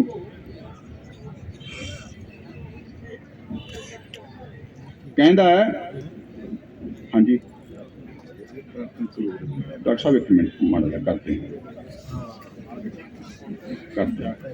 ਸੁਣੋ ਜੀ, ਆ ਜ਼ਰਾ ਸੁਣਿਆ ਜੇ। ਔਰ ਇੱਥੇ ਹੀ ਆ ਕੇ ਨਾ ਬਹੁਤੇ ਜਿਹੜੇ ਸਾਡੇ ਗਾਇਕ ਨੇ, ਜਿਹੜੇ ਸਾਡੇ ਮਹਾਨ ਇਨਕਲਾਬੀ ਨੇ, ਉਹਨਾਂ ਨੂੰ ਇਹ ਲੱਗਦਾ ਵੀ ਅਸੀਂ ਤਾਂ ਯੁੱਧ 'ਚ ਡਟੇ ਹੋਏ ਆ। ਰਾਂਝਾ ਤੇ ਐਵੇਂ ਹੀ ਸੀ ਤੇ ਅਯਾਲ ਉਹਨਾਂ ਦੇ ਵੱਲੋਂ ਹੀ ਬੋਲ ਰਿਹਾ ਰਾਂਝੇ ਨੂੰ, ਤੇਰੇ ਬੈਠਿਆਂ ਵਿਆਹ ਲੈ ਗਏ ਖੇੜੇ, ਦਾੜੀ ਪਰੇ ਦੇ ਵਿੱਚ ਮੁਨਾ ਬੈਠੋ, ਜਦੋਂ ਡਿੱਠਿਓ ਦਾਵ ਨਾ ਲੱਗੇ ਕੋਈ, ਬੂਹੇ ਨਾਥ ਦੇ ਅੰਤ ਨੂੰ ਜਾ ਬੈਠੋ, ਮੰਗ ਛੱਡੀਏ ਨਹੀਂ ਜੇ ਜਾਨ ਹੋਵੇ, ਬੰਨੀ ਦਿੱਤਿਆਂ ਛੱਡ ਹਯਾ ਬੈਠੋ, ਇੱਕ ਅਮਲ ਨਾ ਕੀਤਾ ਕੀ ਗਾਫਲਾ ਹੋ, ਐਵੇਂ ਕੀਨੀਆਂ ਉਮਰ ਵੰਝਾ ਬੈਠੋ, ਵਾਰਿਸ ਸ਼ਾਹ ਤਰਿਆਕ ਕੀ ਢੂੰਡਦਾ ਹੈ, ਹੱਥੀਂ ਆਪਣੀ ਜ਼ਹਿਰ ਜੇ ਖਾ ਬੈਠੋ। ਤੁਸੀਂ ਇਹ ਵੇਖੋ, ਔਰ ਗਾਂ ਵੀ ਹੈਗਾ ਲੰਬਾ, ਮੈਂ ਉਹਦੇ ਬਹੁਤੇ ਵਿਸਥਾਰ 'ਚ ਨਹੀਂ ਜਾਂਦਾ, ਮੈਂ ਇਹਦੇ ਕਾਬੂ ਆ ਜਾਂਦਾ, ਮੇਰਾ ਆਪ ਨਹੀਂ ਪਤਾ ਲੱਗਦਾ। ਪਰ ਮੈਂ ਇਹ ਵਿਸਥਾਰ ਵਾਰਿਸ ਸ਼ਾਹ ਦੇ ਵਿੱਚੋਂ ਉਹਨਾਂ ਟੂਕਾਂ ਨੂੰ ਪੜ੍ਹਨਾ ਮੈਂ ਸਿਰਫ ਇਸ ਕਰਕੇ ਕੀਤਾ ਕਿ ਜਿਹੜੀ ਵਿਦਵਤਾ ਦੇ ਬੋਝ ਹੇਠ ਅਸੀਂ ਇਸ ਪੋਥੀ ਨੂੰ ਲੱਦ ਦਿੱਤਾ, ਇਹਦੇ ਤੇ ਖੋਜ ਕਾਰਜ ਕਰ ਕਰਕੇ ਆਪਾਂ ਇਹਨੂੰ ਪੜ੍ਹਨ ਦੇ ਵੱਲ ਆਈਏ। ਆਪਣੇ ਡਿਸਕੋਰਸ ਨੂੰ ਇਹਦੀਆਂ 1 ਰੀਡਿੰਗਾਂ ਕਰਕੇ 2 ਰੀਡਿੰਗਾਂ ਕਰਕੇ ਭਾਊ ਜਿਨ੍ਹਾਂ ਨੇ ਪੜ੍ਹਿਆ ਉਹਨਾਂ ਨੂੰ ਪਤਾ ਹੈ ਇਹ ਨਹੀਂ ਰਾਹ ਦਿੰਦੀ। ਇਹ ਪੋਥੀ ਪਰਚਾ ਲਿਖ ਲਓਗੇ ਜੋ ਮਰਜ਼ੀ, ਸਾਰੇ ਪਰਚੇ ਲਿਖੇ ਜਾ ਸਕਦੇ ਆ, ਇਹਨੂੰ ਮਹਾਨ ਰਚਨਾ ਸਿੱਧ ਕੀਤਾ ਜਾ ਸਕਦਾ ਹੈ, ਇਹਨੂੰ ਸਭ ਤੋਂ ਘਟੀਆ ਚਰਿੱਤਰਹੀਨ ਕਿਸਮ ਦੀ ਰਚਨਾ ਸਿੱਧ ਕੀਤਾ ਜਾ ਸਕਦਾ, ਔਰ ਅਸੀਂ ਇਹ ਦੋਵੇਂ ਕੰਮ ਕਰਦੇ ਆਏ ਹਾਂ। ਇਹ ਵੇਲਾ ਕਿ ਇਹਦੀ ਰੌਸ਼ਨੀ ਦੇ ਵਿੱਚ ਪੰਜਾਬੀ ਵਿਦਵਤਾ ਦੀ ਰੌਸ਼ਨੀ ਦੇ ਵਿੱਚ ਇਸ ਪੋਥੀ ਨੂੰ ਨਾ ਪਰਖੀਏ। ਉਹ ਕੰਮ, ਉਹ ਪ੍ਰੋਜੈਕਟ ਜਿੱਦਾਂ ਕਿ ਸੀ ਉਹ ਚੜ੍ਹ ਕੇ ਨਿਬੜ ਚੁੱਕਿਆ, ਹੁਣ ਕਿਸੇ ਦੀ ਦਿਲਚਸਪੀ ਨਹੀਂ ਸੀ। ਇਹਦੇ 300 ਸਾਲ ਆਏ, ਉਧਰੋਂ ਪ੍ਰੋਫੈਸਰ ਅਰਵਿੰਦ ਆਏ ਤੇ ਇਹ ਕੋਈ ਮੌਕਾ ਮੇਲ ਬਣਿਆ। ਹੁਣ ਵੇਲਾ ਹੈ ਕਿ ਇਸ ਪੋਥੀ ਦੇ ਅੰਦਰ ਦਾ ਜੋ ਆਪਣਾ ਵਿਚਾਰਕ ਉਸਾਰ ਹੈ, ਉਹਦੇ ਅੰਦਰ ਵਾਰਿਸ ਜਿਹੜੀ ਖੇਡ ਰਿਹਾ ਹੈ, ਕੀ ਛੱਡ ਰਿਹਾ ਹੈ, ਕੀ ਲੈ ਰਿਹਾ ਹੈ, ਕਿਸ ਤਰ੍ਹਾਂ ਦੇ ਨਾਲ ਆਪਣੀ ਗੱਲ ਨੂੰ ਬੰਨ ਰਿਹਾ, ਅਟਕਲ ਕਿਵੇਂ ਜੋੜ ਰਿਹਾ ਹੈ, ਕਿੰਨਾ ਮੁਸ਼ਕਲ ਹੈ ਇਹ ਸਾਰਾ ਕੰਮ। ਕਿਉਂ ਜੇ ਉਹਨੇ 2 ਕਿਰਦਾਰ ਘੜ ਦਿੱਤੇ, ਕਿਉਂ ਰਾਂਝਾ ਜਿਹੜਾ ਝੂਰਦਾ ਵੀ ਹੈ, ਜਿਹੜਾ ਦੁਖੀ ਹੋ ਜਾਂਦਾ ਹੈ, ਹੀਰ ਨਾਲ ਵੀ ਲੜ ਪੈਂਦਾ, ਤਾਨਿਆਂ ਮਿਹਣਿਆਂ ਤੇ ਵੀ ਉਤਰ ਆਉਂਦਾ, ਪਰ ਹੀਰ ਹੈ ਜਿਹੜੀ ਰਾਂਝੇ ਨੂੰ ਕਦੇ ਮਾੜਾ ਨਹੀਂ ਕਹਿੰਦੀ। ਉਹਦੀ ਉਡੀਕ 'ਚ ਹੈ, ਲਲਕਾਰਾ ਮਾਰੀ ਬੈਠੀ ਹੈ ਉਹ ਸਾਰੀ ਦੁਨੀਆ ਦੇ ਨਾਲ। ਜਦੋਂ ਪੰਜਾਬ 'ਚ ਸਭ ਕੁਝ ਟੁੱਟ ਭੱਜ ਰਿਹਾ ਸੀ, ਵੱਡੀ ਇੱਕ ਚੀਜ਼ ਡਿੱਗ ਰਹੀ ਸੀ, ਨਵਾਂ ਹਜੇ ਪੂਰੀ ਤਰ੍ਹਾਂ ਦੇ ਨਾਲ ਉੱਠਿਆ ਨਹੀਂ ਸੀ, ਉਸ ਵੇਲੇ ਇਹਨਾਂ ਦੋ ਕਿਰਦਾਰਾਂ ਨੂੰ ਘੜਨਾ ਜਿਹੜੇ ਇੱਕ ਦੂਜੇ ਦੀ ਲਗਨ ਦੇ ਵਿੱਚ ਹੀ ਪੂਰੇ ਹੁੰਦੇ ਆ। ਤੁਸੀਂ ਇਹਨਾਂ ਨੂੰ ਵਹਿਮ ਚੋਂ ਨਿਕਲ ਜਾਈਏ, ਆਪਾਂ ਹੀਰ ਤੇ ਰਾਂਝੇ ਨੂੰ ਅੱਡ-ਅੱਡ ਜੇ ਕੋਈ ਕਿਰਦਾਰਾਂ ਨੂੰ ਫੜਨ ਲੱਗੀਏ ਤਾਂ ਬਹੁਤਾ ਸਫਲ ਨਹੀਂ ਹੋਵਾਂਗੇ। ਹਾਲਾਂਕਿ ਡਾਕਟਰ ਇੱਕ ਸਧਾਰਨ ਪਾਠਕ ਨੇ ਆਪਣਾ ਇੱਕ ਲੇਖ ਲਿਖਿਆ, ਮੈਂ ਸਮਝਦਾ ਕਿ ਬਿਲਕੁਲ ਸਹੀ ਫੜਿਆ ਉਹਨਾਂ ਨੇ। ਉਹ ਕਹਿੰਦੇ ਆ ਵੀ ਵਾਰਿਸ ਦੀ ਪਕੜ ਤੋਂ ਬਾਹਰ ਚਲੇ ਗਏ ਆ ਹੀਰ ਤੇ ਰਾਂਝਾ। ਜਿਹੜੀ ਉਹ ਤਮਸੀਲ ਜੀ ਮਗਰੋਂ ਬਣ ਰਿਹਾ ਉਹ ਨਹੀਂ ਖੜ ਰਹੀ, ਨਾ ਹੀ ਉਹਨਾਂ ਦੇ ਐਕਸ਼ਨ ਉਸ ਤਮਸੀਲ ਦੇ ਉੱਪਰ ਪੂਰੇ ਉਤਰ ਰਹੇ ਹੈ। ਉਹ ਤਮਸੀਲ ਦਰਅਸਲ ਇਸ ਕਿੱਸੇ ਨੂੰ ਜਾਣ ਬੁੱਝ ਕੇ ਲੱਗਦਾ ਹੀ ਹੈ ਜਿਵੇਂ ਜਕੜਬੰਦ ਦੇ ਵਿੱਚ ਜਕੜਿਆ ਜਾ ਰਿਹਾ ਹੋ, ਇਹਦੇ ਆਹੀ ਅਰਥ ਲੈਣੇ ਆ, ਹੋਰ ਨਾ ਕੋਈ ਲੈ ਲਿਓ। ਉਸ ਤਮਸੀਲ ਦੇ ਸ਼ੇਰਾਂ ਦੇ ਵਿੱਚ ਕੋਈ ਵਾਰਿਸ ਸ਼ਾਹੀ ਉਠਾਣ ਵੀ ਨਹੀਂ ਹੈ। ਉਹ ਬੜੇ ਲਿੱਸੇ, ਬੜੇ ਫਿੱਕੇ ਜੇ, ਜਿਵੇਂ ਕਿਸੇ ਕਾਜ਼ੀ ਨੇ ਜੋੜੇ ਹੋਣ, ਉਹ ਜਿਵੇਂ ਸਾਡੇ ਵਿਦਵਾਨਾਂ ਦੇ ਪਰਚਿਆਂ ਦੀ ਭਾਸ਼ਾ ਹੋਵੇ, ਉਹ ਜਿਹੇ ਸ਼ੇਰ ਨੇ। ਉਹ ਨਹੀਂ ਹੈਗੇ, ਉਹਦੇ ਲੱਗਦੇ ਹੀ ਨਹੀਂ ਕਿ ਉਹਦੇ ਹੋਣ। ਇਸ ਗੱਲ ਦੇ ਉੱਪਰ ਵੀ ਗੌਰ ਕਰੀਏ ਕਿ ਇਹ ਕਰਦਿਆਂ ਕਰਦਿਆਂ ਉਹਦੇ ਹੱਥੋਂ ਬਹੁਤ ਸਾਰੀਆਂ ਚੀਜ਼ਾਂ ਸਮੇਟੀਆਂ ਨਹੀਂ ਗਈਆਂ, ਔਰ ਇਸ ਅਸਫਲਤਾ ਨੂੰ ਸੁਰਜੀਤ ਹਾਂਸ ਇਸ ਕਿੱਸੇ ਦੀ ਸਭ ਤੋਂ ਵੱਡੀ ਸਫਲਤਾ ਮੰਨਦੇ ਕਿ ਇੱਥੇ ਇਹ ਕਿੱਸੇ ਦੇ ਰਵਾਇਤੀ ਕਲਾਸਿਕੀ ਸਟਰਕਚਰ ਦੇ ਵਿੱਚੋਂ ਬਾਹਰ ਆ ਕੇ ਕੋਈ ਹੋਰ ਕਿਸਮ ਦਾ ਦਸਤਾਵੇਜ਼ ਬਣ ਗਿਆ। ਮੈਂ ਪਹਿਲਾਂ ਉਹਦੇ ਬਾਰੇ ਬੋਲ ਚੁੱਕਿਆ ਯੂਨੀਵਰਸਿਟੀ ਦੇ ਵਿੱਚ, ਮੈਂ ਉਹਦੇ ਦੁਹਰਾ 'ਚ ਨਹੀਂ ਜਾਂਦਾ। ਹੋਰ ਗੱਲਾਂ ਇਹਦੇ ਅੰਦਰੋਂ ਤੇ ਇੰਨੀਆਂ ਹੋ ਸਕਦੀਆਂ, ਮੈਂ ਉਹਨਾਂ ਨੂੰ ਹਜੇ ਆਪਣੇ ਗੇੜ 'ਚ ਨਹੀਂ ਲੈ ਕੇ ਆਉਂਦਾ। ਮੈਂ ਤੁਹਾਨੂੰ ਇੱਕ ਮੋਟੀ ਜੀ ਗੱਲ ਇਹ ਕਹਿਣੀ ਚਾਹੁੰਦਾ ਕਿ ਸੂਫੀਵਾਦ, ਆਪਾਂ ਜਾਣਦੇ ਹਾਂ ਕਿ ਸ਼ਰਅ ਦੇ ਨਾਲ ਲੜਾਈ ਹੈ, ਪਰ ਸੂਫੀਵਾਦ ਦਾ ਜਿਹੜਾ ਇਤਿਹਾਸਕ ਪ੍ਰਸੰਗ ਇਸਲਾਮ ਦੇ ਇਤਿਹਾਸ 'ਚ ਦੇਖਣਾ, ਮੈਂ ਬੜੀ ਤੇਜ਼ੀ ਦੇ ਨਾਲ ਕੁਝ ਗੱਲਾਂ ਤੁਹਾਨੂੰ ਕਹਿ ਰਿਹਾ ਕਿ ਰੂਮੀ ਦੇ ਸਮੇਂ ਤੱਕ, 11ਵੀਂ ਸਦੀ ਤੱਕ, 12ਵੀਂ ਸਦੀ ਤੱਕ ਇਸਲਾਮ ਜਿਹੜਾ ਕਿ ਇੱਕ ਬੜੇ ਰੈਡੀਕਲ ਬਰਾਬਰੀ ਵਾਲੇ ਪ੍ਰੋਜੈਕਟ ਦੇ ਵਜੋਂ ਅੱਗੇ ਆਇਆ ਸੀ, ਉਹ ਪਹਿਲੇ 100 ਸਾਲ ਤੋਂ ਬਾਅਦ ਤਕੜੀਆਂ ਰਿਆਸਤਾਂ ਦੇ ਵਿੱਚ ਬਦਲ ਗਿਆ ਤੇ ਉਹ ਰਾਜੇ ਰਾਣਿਆਂ ਦਾ, ਸੁਲਤਾਨਾਂ ਦਾ ਇਸਲਾਮ ਤੇ ਕਾਜ਼ੀ ਤੇ ਮੁਫਤੀ ਉਹਨਾਂ ਦੇ ਆਪਣੇ ਅਲੱਗ ਹੋ ਗਏ। ਉਹ ਵੀ ਰਾਜਿਆਂ ਦੀ ਹੀ ਇੱਕ ਕਿਸਮ ਦੇ ਪ੍ਰਭਾਵ ਹੇਠ ਸਨ ਤੇ ਹੇਠਲੇ ਪਾਸੇ ਰਿਆਇਆ ਪਿਸਣ ਲੱਗੀ। ਸੂਫੀ ਉਸ ਵੇਲੇ ਇਸ ਸ਼ਾਨੋ ਸ਼ੌਕਤ ਵਾਲੇ ਇਸਲਾਮ ਦੇ ਖਿਲਾਫ ਲੋਕਾਈ ਦੇ ਇਸਲਾਮ ਦਾ ਕੁਰਾਨ ਦੇ ਜ਼ਰੀਏ, ਕੁਰਾਨ ਦੇ ਵਿੱਚ ਦੀ ਉਹ ਇੱਕ ਰਾਹ ਲੱਭਦੇ ਆ ਕਿ ਇਸ ਤਰ੍ਹਾਂ ਦੀ ਜਿਹੜੀ ਵਿਆਖਿਆ ਹੈ ਕੁਰਾਨ ਦੀ, ਉਹ ਸਹੀ ਹੈ ਜਿਹੜੀ ਕਿ ਇਸ ਕਿਸਮ ਦੀ ਐਸ਼ੋ ਇਸ਼ਰਤ ਦੇ ਖਿਲਾਫ ਭੁਗਤਦੀ ਹੈ। ਤੇ ਇਹਦੇ ਵਿੱਚ 2 ਬਲਕਿ 3 ਵੱਡੇ ਮੁਕਾਮ ਆਉਂਦੇ ਆ, ਮੈਂ ਸਿਰਫ ਉਹਨਾਂ ਦਾ ਜ਼ਿਕਰ ਕਰ ਦਿੰਦਾ। ਇੱਕ ਨੂੰ ਆਖਿਆ ਜਾਂਦਾ ਮਖਫਾ, ਕਿ ਰੱਬ ਦਾ ਭੈ, ਰੱਬ ਦੇ ਭਉ ਦੇ ਨੂੰ ਹੀ ਇੱਕ ਸੋਰਸ ਆਫ ਨੌਲੇਜ ਮੰਨਿਆ ਜਾਂਦਾ ਹੈ। ਦਾਊਦ ਅਲ ਅੰਤਕੀ ਉਸ ਦੇ ਇੱਕ ਬੜੇ ਵੱਡੇ ਨੁਮਾਇੰਦੇ ਹੋਏ ਨੇ। ਆਪਣੀ ਬਾਣੀ ਦੇ ਵਿੱਚ ਵੀ ਗੁਰੂ ਬਾਬਾ ਫਰੀਦ ਦੀ ਰਚਨਾ ਨੂੰ ਤੁਸੀਂ ਮਖਫਾ ਦੇ ਥੋੜਾ ਉਹਦੇ ਅੰਸ਼ ਉਹਦੇ 'ਚ ਦੇਖ ਸਕਦੇ ਹੋ।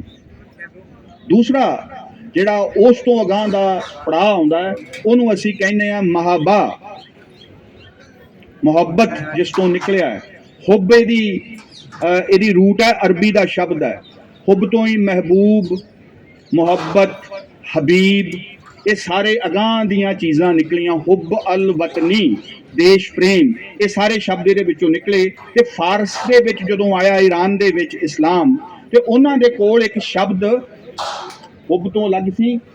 ਮੈਨੂੰ ਨਹੀਂ ਆਖਿਆ?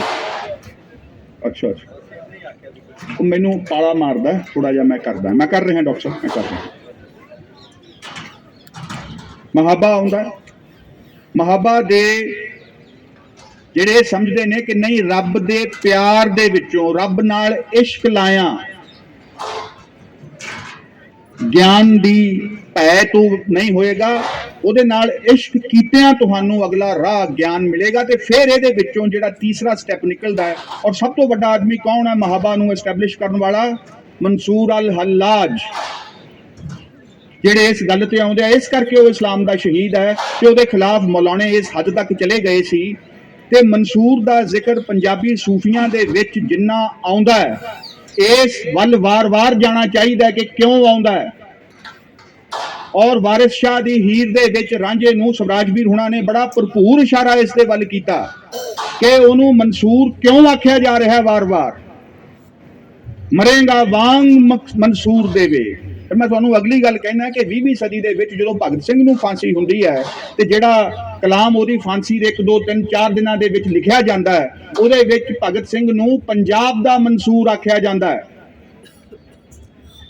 ਕਿ ਇਹ ਪੰਜਾਬ ਦਾ ਮਨਸੂਰ ਹੈ ਜਿਹੜਾ ਸ਼ਹੀਦ ਹੋਇਆ ਹੈ। ਉੱਥੋਂ ਹੀ ਇਹ ਗੱਲ ਚੱਲਦੀ ਹੈ ਕਿ ਰੱਸਾ ਚੁੰਮਿਆ ਉਹਨੇ ਫਾਂਸੀ ਦਾ ਕਿਉਂਕਿ ਮਨਸੂਰ ਨੇ ਚੁੰਮਿਆ ਸੀ। ਅਸੀਂ ਸਿੱਧਾ ਉਹਦੇ ਨਾਲ ਜਾ ਜੁੜਦੇ ਹਾਂ, ਉਹਦੇ ਵਿਚਕਾਰ ਸਾਰੀਆਂ ਚੀਜ਼ਾਂ ਦੀ ਮੀਡੀਏਸ਼ਨ ਆਉਂਦੀ ਹੈ ਜਿਹੜੀ ਮੈਂ ਔਰ 10 ਸਾਲ ਮਨਸੂਰ ਪੰਜਾਬ ਦੇ ਵਿੱਚ ਰਹੇ ਨੇ। ਸਿੰਧ ਦੇ ਜ਼ਰੀਏ ਆਏ ਤੇ ਮੁਲਤਾਨ, ਕਸੂਰ, ਲਾਹੌਰ, ਕਸ਼ਮੀਰ, ਕਾਬੁਲ ਇਹਨਾਂ ਥਾਵਾਂ ਦੇ ਉੱਤੇ 10 ਸਾਲ ਉਹਨਾਂ ਨੇ ਕਿਆਮ ਕੀਤਾ। ਪੰਜਾਬ ਉਹ ਧਰਤੀ ਹੈ ਜਿੱਥੇ ਮਨਸੂਰ ਅਲ ਹੱਲਾਜ ਰਹਿ ਕੇ ਗਿਆ ਹੈ, ਸ਼ਹਾਦਤ ਦਾ ਹੱਕ ਸੱਚ ਇਨਸਾਫ ਦੇ ਲਈ ਔਰ ਮੁਹੱਬਤ ਦੇ ਪ੍ਰਿੰਸੀਪਲ ਦੇ ਲਈ ਸ਼ਹੀਦ ਹੋਣ ਵਾਲਾ ਸੂਫੀ। ਔਰ ਤੀਸਰਾ ਜਿਸ ਨੂੰ ਅਸੀਂ ਮਾਰਿਫਾ ਕਹਿੰਦੇ ਆ, ਮਖਫਾ, ਮਹਾਬਾ, ਮਾਰਿਫਾ, ਜਿਸ ਨੂੰ ਅਸੀਂ ਇਬਨ ਅਰਬੀ ਦੇ ਨਾਲ ਜੋੜਦੇ ਹਾਂ, ਉਹ ਤੇ ਫਿਰ ਪੂਰਾ ਹੀ ਇੱਕ ਸਿਧਾਂਤਕਾਰੀ ਕਰ ਦਿੰਦਾ ਹੈ ਇਸ ਸਾਰੀ ਪ੍ਰੋਸੈਸ ਦੀ, ਉੱਥੇ ਡਿਟੇਲ ਦਾ ਵੀ ਤੋਂ ਵੀ ਅਗਾਂਹ ਜਾਂਦਾ। ਤੇ ਮੈਂ ਇਹ ਕਹਿਣਾ ਇਹ ਚਾਹੁੰਦਾ ਹੈ ਕਿ ਜਦੋਂ ਫਰੀਦ ਸਾਹਿਬ, ਗੱਲਾਂ ਤੇ ਬਹੁਤੀਆਂ ਹੀ ਨੇ, ਮੈਨੂੰ ਸਵਰਾਜਵੀਰ ਫਿਰ ਯਾਦ ਆਉਂਦੇ ਆ ਔਰ ਉਹਨਾਂ ਦਾ ਉਹ ਹਲਕਾ ਜਿਹਾ ਕਾਂਬਾ ਤੇ ਥਿਰਕਣ ਤੇ ਆਪਣੀ ਅਸਮਰੱਥਾ ਦਾ ਇਉਂ ਐਲਾਨ ਕਰਨਾ ਕਿ ਮੈਂ ਅਸਮਰੱਥ ਮਹਿਸੂਸ ਕਰ ਰਿਹਾ ਹਾਂ ਇਸ ਪੋਥੀ ਬਾਰੇ ਗੱਲ ਕਰਨ ਤੋਂ, ਜਿਹਦੇ ਅੰਦਰ ਇਹ ਪੋਥੀ ਪਾਣੀ ਵਾਂਗ ਰਵਾਂ ਹੈ। ਮੈਨੂੰ ਇਹ ਲੱਗਿਆ ਕਿ ਇਹ ਇੱਕ ਸਾਡੇ ਵੱਡੇ ਸਿਰਜਕ ਦੇ ਵੱਲੋਂ ਦਿੱਤੀ ਗਈ ਹੀਰ ਵਾਰਿਸ ਸ਼ਾਹ ਨੂੰ ਸਭ ਤੋਂ ਵੱਡੀ ਸੌਗਾਤ ਹੈ ਕਿ ਇਹ ਉਹਦੇ ਅੰਦਰ ਦੀ ਇੱਕ ਝਿਜਕ ਹੈ ਕਿ ਇਹਦੇ ਬਾਰੇ ਸਾਰੀ ਗੱਲ ਕੀਤੀ ਨਹੀਂ ਜਾ ਸਕਦੀ, ਅਸੀਂ ਕਾਬਿਲ ਨਹੀਂ ਰਹੇ। ਮੈਂ ਇਹ ਕਹਿਣਾ ਚਾਹੁੰਦਾ ਕਿ ਜਿਵੇਂ ਭਾਈ ਗੁਰਦਾਸ ਦੀਆਂ ਵਾਰਾਂ ਦੇ ਵਿੱਚ ਨਾਇਕ ਦੇ ਤੌਰ ਤੇ ਗੁਰੂ ਨਾਨਕ ਨੇ, ਉਵੇਂ ਹੀ ਵਾਰਿਸ ਸ਼ਾਹ ਨੇ ਵੀ ਇੱਕ ਪੰਜਾਬੀ ਚਿੰਤਨ ਦੀ ਵਾਰ ਲਿਖੀ ਹੈ। ਕਦੇ ਵੈਸੇ ਮੌਕਾ ਹੋਇਆ ਤੇ ਉਹਦੀਆਂ ਲੜੀਆਂ ਖੋਲ ਲਵਾਂਗੇ ਔਰ ਉਹਦੇ ਅੰਦਰ ਕੋਈ ਤਫਰਕਾ ਨਹੀਂ ਹੈ ਕਿ ਇਹਦੇ 'ਚ ਸਿੱਖੀ ਹੈ ਕਿ ਨਹੀਂ ਹੈ, ਬਿਲਕੁਲ ਹਾਜ਼ਰ ਹੈ। ਉਹਦੇ ਅੰਦਰ ਬਾਬਾ ਫਰੀਦ ਤੋਂ ਲੈ ਕੇ ਤੇ ਸ਼ਮਸ ਤਬਰੇਜ਼ ਤੋਂ ਲੈ ਕੇ ਤੇ ਸ਼ਾਹ ਹੁਸੈਨ, ਸੁਲਤਾਨ ਬਾਹੂ, ਬੁੱਲੇ ਸ਼ਾਹ, ਸਚਲ ਸਰਮਸਤ ਦੇ ਨਾਲ ਐਡਾ ਸਜੀਵ ਡਾਇਲੌਗ ਚੱਲ ਰਿਹਾ ਹੈ ਕਿ ਕਿਆ ਹੀ ਕਹਿਣੇ। ਤੁਸੀਂ ਜ਼ਰਾ ਇੱਕ ਗੱਲ ਦੇ ਉੱਪਰ ਗੌਰ ਕਰੋ, ਮੈਂ ਬਹੁਤ ਕਹਿ ਆਇਆ ਪਹਿਲਾਂ ਵੀ, ਸ਼ਾਹ ਹੁਸੈਨ ਹੀਰ ਦੇ ਬਾਬਤ ਇੱਕ ਚੀਜ਼ ਨੂੰ ਪਰਿਭਾਸ਼ਿਤ ਕਰਨਾ ਸ਼ੁਰੂ ਕਰ ਲੈਂਦੇ ਆ, ਬੁਰੀਆਂ ਬੁਰੀਆਂ ਬੁਰੀਆਂ ਵੇ ਲੋਕਾਂ, ਜੇ ਤੂੰ ਤਖਤ ਹਜ਼ਾਰੇ ਦਾ ਸਾਈਂ, ਅਸੀਂ ਸਿਆਲਾਂ ਦੀਆਂ ਕੁੜੀਆਂ ਵੇ ਲੋਕਾਂ, ਬੁਰੀਆਂ ਬੁਰੀਆਂ ਬੁਰੀਆਂ ਵੇ ਲੋਕਾਂ। ਸਾਡਾ ਤੇ ਹਜੇ ਨਾਰੀ ਚਿੰਤਨ ਬਹੁਤ ਠਹਿਰ ਕੇ ਪਹੁੰਚਿਆ ਉੱਥੋਂ ਤੱਕ। ਐਲਾਨੀਆਂ ਜਿਹੜੀਆਂ ਗੱਲਾਂ, ਹੀਰ ਦਾ ਕਿਰਦਾਰ ਇਹਨਾਂ ਸ਼ਬਦਾਂ ਦੇ ਵਿੱਚ ਕਿ ਤੁਸੀਂ ਕੀ ਬੁਰੀ ਕਹਿਣਾ ਹੈ, ਅਸੀਂ ਆਪ ਐਲਾਨ ਕਰਦੀਆਂ ਕਿ ਅਸੀਂ ਬੁਰੀਆਂ ਹੈ। ਹੁਣ ਗੱਲ ਕਰੋ, ਇਹ ਕੁਝ ਉਵੇਂ ਹੀ ਹੈ ਜਿਵੇਂ ਇਸੇ ਯੂਨੀਵਰਸਿਟੀ ਦੀਆਂ ਵਿਦਿਆਰਥਣਾਂ ਨੇ ਜਦੋਂ ਹੌਸਟਲ ਦੀ ਟਾਈਮਿੰਗ ਵਾਲਾ ਅੰਦੋਲਨ ਖੜਾ ਕੀਤਾ ਸੀ ਕਿ ਉਹਨਾਂ ਨੂੰ ਐਗਜ਼ੈਕਟਲੀ ਉਹੀ ਕੁਛ ਆਖਿਆ ਗਿਆ ਜੋ ਸੰਤ ਸਿੰਘ ਸੇਖੋਂ ਇਹਨਾਂ ਨੂੰ ਵਿਗੜੇ ਹੋਏ ਮੁੰਡੇ ਦੀਆਂ ਕਹਾਣੀਆਂ, ਮੁੰਡੇ ਕੁੜੀ ਦੀਆਂ ਕਹਾਣੀਆਂ ਕਹਿ ਕੇ ਜਿਹੜਾ ਉਹ ਇਸ ਕਿੱਸੇ ਨੂੰ ਕਹਿੰਦੇ ਆ। ਤਾਂ ਸੰਤ ਸਿੰਘ ਸੇਖੋਂ ਦਾ ਲਾਣਾ ਕਿੰਨਾ ਵਧਿਆ ਪੰਜਾਬ ਦੇ ਵਿੱਚ ਕਿ ਉਹਨਾਂ ਨੇ ਆਪਣੀ ਆਜ਼ਾਦੀ ਦੇ ਲਈ ਜੂਝ ਰਹੀਆਂ ਲੜਕੀਆਂ ਨੂੰ ਵੀ ਉਸੇ ਹੀ ਪੰਕਤੀ ਦੇ ਨਾਲ ਨਿਵਾਜਿਆ ਜੋ ਸੇਖੋਂ ਸਾਹਿਬ ਨੇ ਹੀਰ ਵਾਰਿਸ ਦੇ ਵਿੱਚ ਇਹਨਾਂ ਦੋ ਅਮਰ ਕਿਰਦਾਰਾਂ ਨੂੰ ਜਿਸ ਤਰ੍ਹਾਂ ਦੇ ਨਾਲ ਪਰਿਭਾਸ਼ਿਤ ਕਰਨ ਦੀ ਕੋਸ਼ਿਸ਼ ਕੀਤੀ। ਤੇ ਕਿਸ਼ਨ ਸਿੰਘ ਕਹਿ ਰਹੇ ਆ ਕਿ ਹੀਰ ਦੇ ਕਿਰਦਾਰ ਦਾ ਜਿਹੜਾ ਪੱਕ ਹੈ, ਜਿਵੇਂ ਉਹ ਆਖਰੀ ਲੜਾਈ ਲੜਨ ਦੇ ਲਈ ਆਪਣੇ ਆਪ ਨੂੰ ਦਾਅ ਤੇ ਲਾ ਕੇ ਉਹ ਸਾਰੀ ਗੱਲ ਕਰਦੀ ਹੈ, ਜਿੱਥੇ ਕਿ ਉਹ ਦਰਅਸਲ ਸਿੱਖ ਇਨਕਲਾਬ ਦਾ ਰੂਪਕ ਹੈ। ਇਸ ਕਿੱਸੇ ਦੇ ਵਿੱਚ ਸਿੱਖ ਇਨਕਲਾਬ ਨੂੰ ਸਿੱਖੀ ਦੇ ਕੰਕਰੀਟ ਹਵਾਲਿਆਂ ਦੇ ਨਾਲ ਇਹਦੇ ਵਿੱਚ ਨਾ ਲੱਭੋ, ਹੀਰ ਦੇ ਕਿਰਦਾਰ ਦੀ ਬਣਤਰ ਦੇ ਵਿੱਚੋਂ ਲੱਭੋ। ਉਹਦੇ ਲਈ ਥੋੜਾ ਔਸਤ ਤੋਂ ਉੱਪਰ ਹੋਣਾ ਪਏਗਾ। ਡਾਕਟਰ ਸਾਹਿਬ, ਮੈਂ ਕਨਕਲੂਡ ਕਰਦਾ ਹੋਇਆ 2 ਮਿੰਟ ਲੈ ਲਾਂ। ਮੈਂ ਸਮਝ ਰਿਹਾ ਜਿੰਨੀ ਸ਼ਾਲੀਨਤਾ ਦੇ ਨਾਲ ਬਾਕੀ ਤੇ ਸਿਆਣੇ ਨੇ, ਸਮਕਾਲੀਆਂ ਨੂੰ ਸਾਂਭਣਾ ਸਭ ਤੋਂ ਔਖਾ ਹੁੰਦਾ ਹੈ। ਤੇ ਮੈਂ ਤੇ ਵੈਸੇ ਹੀ ਭੁੰਜੇ ਜੇ ਲੈ ਗਿਆ ਸੀ ਜਦੋਂ ਸੁਰਜੀਤ ਦੇ ਮੂੰਹੋਂ ਸੁਮੇਲ ਜੀ ਸੁਣਿਆ ਵੀ ਇਹ ਕੀ ਹੋ ਗਿਆ, ਪਹਿਲੀ ਵਾਰੀ ਹੋਇਆ ਇਹ ਵੀ। ਤੇ ਉਹਦੇ 'ਚ ਮੈਨੂੰ ਇਹ ਲੱਗਿਆ ਵੀ ਇਹ ਜੀ ਕਹਿ ਕੇ ਆਪਣੀ ਨਿਮਰਤਾ ਦੇ ਨਾਲ ਹੀ ਅੱਜ ਮੈਨੂੰ ਘੱਟ ਬੁਲਵਾਉਣ ਦੇ ਉੱਪਰ ਮਜਬੂਰ ਕਰਨਗੇ। ਤੇ ਉਹ ਵਾਰਿਸ ਸ਼ਾਹ ਦੇ ਹੁਣ ਹਵਾਲਾ ਤੁਹਾਡੇ ਹੱਕ 'ਚ ਇਉਂ ਜਾਂਦਾ ਹੈ ਕਿ ਉਹ ਕਹਿੰਦਾ ਕਿ ਉਹ ਨਾ ਜਦੋਂ ਤੱਤੀ ਹੋ ਕੇ ਬੋਲਦੀ ਹੈ ਹੀਰ ਉਹਨੂੰ ਰਾਂਝੇ ਨੂੰ, ਤੇ ਉਹ ਇਹੋ ਹੀ ਕਹਿੰਦਾ ਹੈ ਕਿ ਤੁਸਾਂ ਜਿਹੇ ਮੁਸਾਫਰਾਂ ਥੀ ਲਾਜ਼ਮ ਆਏ ਗਏ ਮੁਸਾਫਰਾਂ ਨੂੰ ਪਾਲੀਏ ਜੀ। ਤੇ ਫਿਰ ਉਹ ਅੱਗੇ ਇਹ ਵੀ ਕਹਿੰਦਾ ਹੈ ਕਿ ਬੋਲਾਂ ਨਾਲ ਰਸੀਲੀਏ, ਬਈ ਇਹਨਾਂ ਤਾਂ ਲੋੜ ਹੀ ਨਹੀਂ ਸੀ, ਖੜ ਜਾ ਜੇ। ਉਹ ਕਹਿੰਦਾ ਕਿ ਵਾਰਿਸ ਸ਼ਾਹ ਇਹਨਾਂ ਦੇ ਲਈ ਹੈ ਜੀ ਕਿ ਵਾਰਿਸ ਸ਼ਾਹ ਬਿਨ ਕਾਰਦੋਂ ਜ਼ਿਬਾ ਕਰੀਏ, ਬਿਨਾ ਮਤਲਬ ਛੁਰੀ ਤੋਂ ਹੀ ਜ਼ਿਬਾ ਹੋ ਜਾਣ ਨੂੰ ਸੌਖਾ ਹੈ। ਵਾਰਿਸ ਸ਼ਾਹ ਬਿਨਾ ਕਾਰਦੋਂ ਜ਼ਿਬਾ ਕਰੀਏ, ਬੋਲ ਨਾਲ ਜ਼ੁਬਾਨ ਰਸੀਲੀਏ ਨਹੀਂ। ਤੁਸੀਂ ਇੰਨੀ ਆਜਜ਼ੀ ਦੇ ਨਾਲ ਕਹਿ ਰਹੇ ਹੋ, ਉਹਨਾਂ ਨੇ ਜੀ ਕਹਿਤਾ, ਅੱਜ ਮੇਰੇ ਲਈ ਜ਼ਿਆਦਾ ਬੋਲਣਾ ਇਸ ਕਰਕੇ ਔਖਾ ਹੋ ਗਿਆ। ਮੈਂ ਬਸ ਵਿਦਵਾਨਾਂ ਦੇ ਲਈ ਇੱਥੇ ਆਪਾਂ ਵਿਚਾਰਾਂ ਦੇ ਪਿੜ ਦੇ ਵਿੱਚ ਉਤਰੇ ਹੋਏ ਇੱਕ ਸਭਾ ਬੈਠੀ ਹੈ। ਮੈਂ ਇਹ ਕਹਿਣਾ ਚਾਹੁੰਦਾ ਕਿ ਇਹ ਪੋਥੀ ਦਰਅਸਲ ਪੰਜਾਬੀ ਵਿਦਵਾਨਾਂ ਦੇ ਲਈ ਹੀ ਲਿਖੀ ਗਈ ਹੈ। ਲੋਕਾਈ ਦੀ ਤੇ ਹੈ ਹੀ, ਉਹਨਾਂ ਨੇ ਇਹਨੂੰ ਸਾਂਭਿਆ ਹੈ, ਪਰ ਉਹਨੇ ਦਰਅਸਲ ਪੰਜਾਬੀ ਵਿਦਵਾਨ ਹੋਣ ਦਾ ਕੀ ਮਤਲਬ ਹੈ, ਪੰਜਾਬੀ ਬੁੱਧੀਜੀਵੀ, ਪੰਜਾਬੀ ਦਾਨਿਸ਼ਵਰ ਹੋਣ ਦਾ ਕੀ ਮਤਲਬ ਹੈ, ਵਾਰਿਸ ਸ਼ਾਹ ਨੇ ਇਹਦੇ ਪ੍ਰਤਿਮਾਨ ਇਹਦੇ ਵਿੱਚ ਖੜੇ ਕਰਕੇ ਦਿਖਾਏ। ਗੁਰੂ ਨਾਨਕ ਨੇ ਇੱਕ ਬੜੀ ਜ਼ਰੂਰੀ ਸ਼ਰਤ ਰੱਖੀ ਹੈ ਬੁੱਧੀਜੀਵੀਆਂ ਸਾਹਮਣੇ, ਔਰ ਉਹਦੇ ਅੰਦਰ ਦਿਲ ਦਾ ਦਖਲ ਦੇਖੋ ਤੁਸੀਂ ਕਿਸ ਹੱਦ ਤੱਕ ਹੈ ਕਿ ਦਾਨਸਬੰਦ ਸੋਈ ਦਿਲ ਧੋਗਾ। ਅਸੀਂ ਜਿਹੜਾ ਬੁੱਧੀ ਨੂੰ, ਨੇਹ ਤੇ ਸੁਰਤ ਨੂੰ, ਪਿਆਰ ਤੇ ਕੌਨਸ਼ੀਅਸਨੈਸ ਨੂੰ, ਇਸ਼ਕ ਤੇ ਚੇਤਨਾ ਨੂੰ ਜਿਹੜਾ ਅਲੱਗ-ਅਲੱਗ ਕਰ ਲਿਆ, ਉਹਨੇ ਅੱਜ ਸਾਡੇ ਤੇ ਉਹ ਡਾਂਗ ਵਰਾਈ ਹੈ ਕਿ ਅਸੀਂ ਦਿਲ ਧੋਣ ਨੂੰ ਜਿਵੇਂ ਕੋਈ ਕਾਰਜ ਮੰਨਣਾ ਹੀ ਬੰਦ ਕਰ ਦਿੱਤਾ। ਨਵਾਂ ਤਜਰਬਾ ਤੁਹਾਨੂੰ ਹਰ ਵਾਰ ਨਵਾਂ ਅਨੁਭਵ ਇਸ ਗੱਲ ਦੇ ਲਈ ਮਜਬੂਰ ਕਰਦਾ ਹੈ ਕਿ ਆਪਣੇ ਪੜ੍ਹੇ ਵਾਚੇ ਨੂੰ ਦੁਬਾਰਾ ਤੋਂ ਉਹਦੇ ਵਿੱਚ ਉਤਰੋ, ਪੁਰਾਣੀਆਂ ਗੱਲਾਂ ਨਾ ਥੋਪੋ ਉਹਦੇ ਉੱਪਰ। ਔਰ ਉਹਦੀ ਬਸ ਇੱਕੋ ਹੀ ਸ਼ਰਤ ਉਹਨਾਂ ਨੇ ਰੱਖੀ ਹੈ ਕਿ ਬਾਬਾ ਫਰੀਦ ਨੇ ਉਸ ਗੱਲ ਨੂੰ ਕਹਿ ਦਿੱਤਾ ਕਿ ਇਹ ਜਿਹੜੇ ਰਾਹ ਵਾਲੀ ਗੱਲ ਹੈ ਕਿ ਗਲੀਏ ਚਿੱਕੜ ਦੂਰ ਕਰ, ਇਹ ਬੁੱਧੀਜੀਵੀਆਂ ਦੇ ਲਈ ਹੈ। ਪੰਜਾਬ ਦੇ ਮੌਜੂਦਾ ਹਾਲਾਤ ਦੇ ਉੱਪਰ ਲਿਖਿਆ ਗਿਆ ਸ਼ਲੋਕ ਹੈ ਕਿ ਗਲੀਏ ਚਿੱਕੜ ਦੂਰ ਕਰ, ਨਾਲ ਪਿਆਰੇ ਨੇ ਚੱਲਾਂ ਤਾਂ ਭਿੱਜੈ ਕੰਬਲੀ, ਰਹਾਂ ਤਾਂ ਟੁੱਟੈ ਨੇ। ਜਿਹੜੀ ਉਹ ਗਲੀ ਹੈ ਉਹੀ ਸੈਂ ਵੰਝਾਂ ਵਾਲਾ ਚਨਾਨ ਦਾ ਪਾਟ ਹੈ, ਉਹਦੇ ਪਰਲੇ ਪਾਸੇ ਜਾਣ ਦੇ ਲਈ ਗੋਤਾ ਖਾਣਾ ਪਏਗਾ। ਅਸੀਂ ਉਰਲੇ ਪਾਸੇ ਆਪਣਾ ਚੋਲਾ ਵੀ ਬਚਾਈ ਬੈਠੇ ਹਾਂ, ਭਿੱਜਣੋਂ ਵੀ ਬਚੀ ਬੈਠੇ ਹਾਂ, ਕੰਬਲੀ ਵੀ ਸਾਂਭ ਕੇ ਰੱਖੀ ਹੈ, ਤੇ ਨਾਲ ਪਿਆਰੇ ਨੇ ਦਾ ਇੱਕ ਓਪਰਾ ਜਿਹਾ ਅਲਾਪ ਵੀ ਕਰੀ ਜਾ ਰਹੇ ਹਾਂ। ਇਹ ਨਹੀਂ ਹੋਏਗਾ।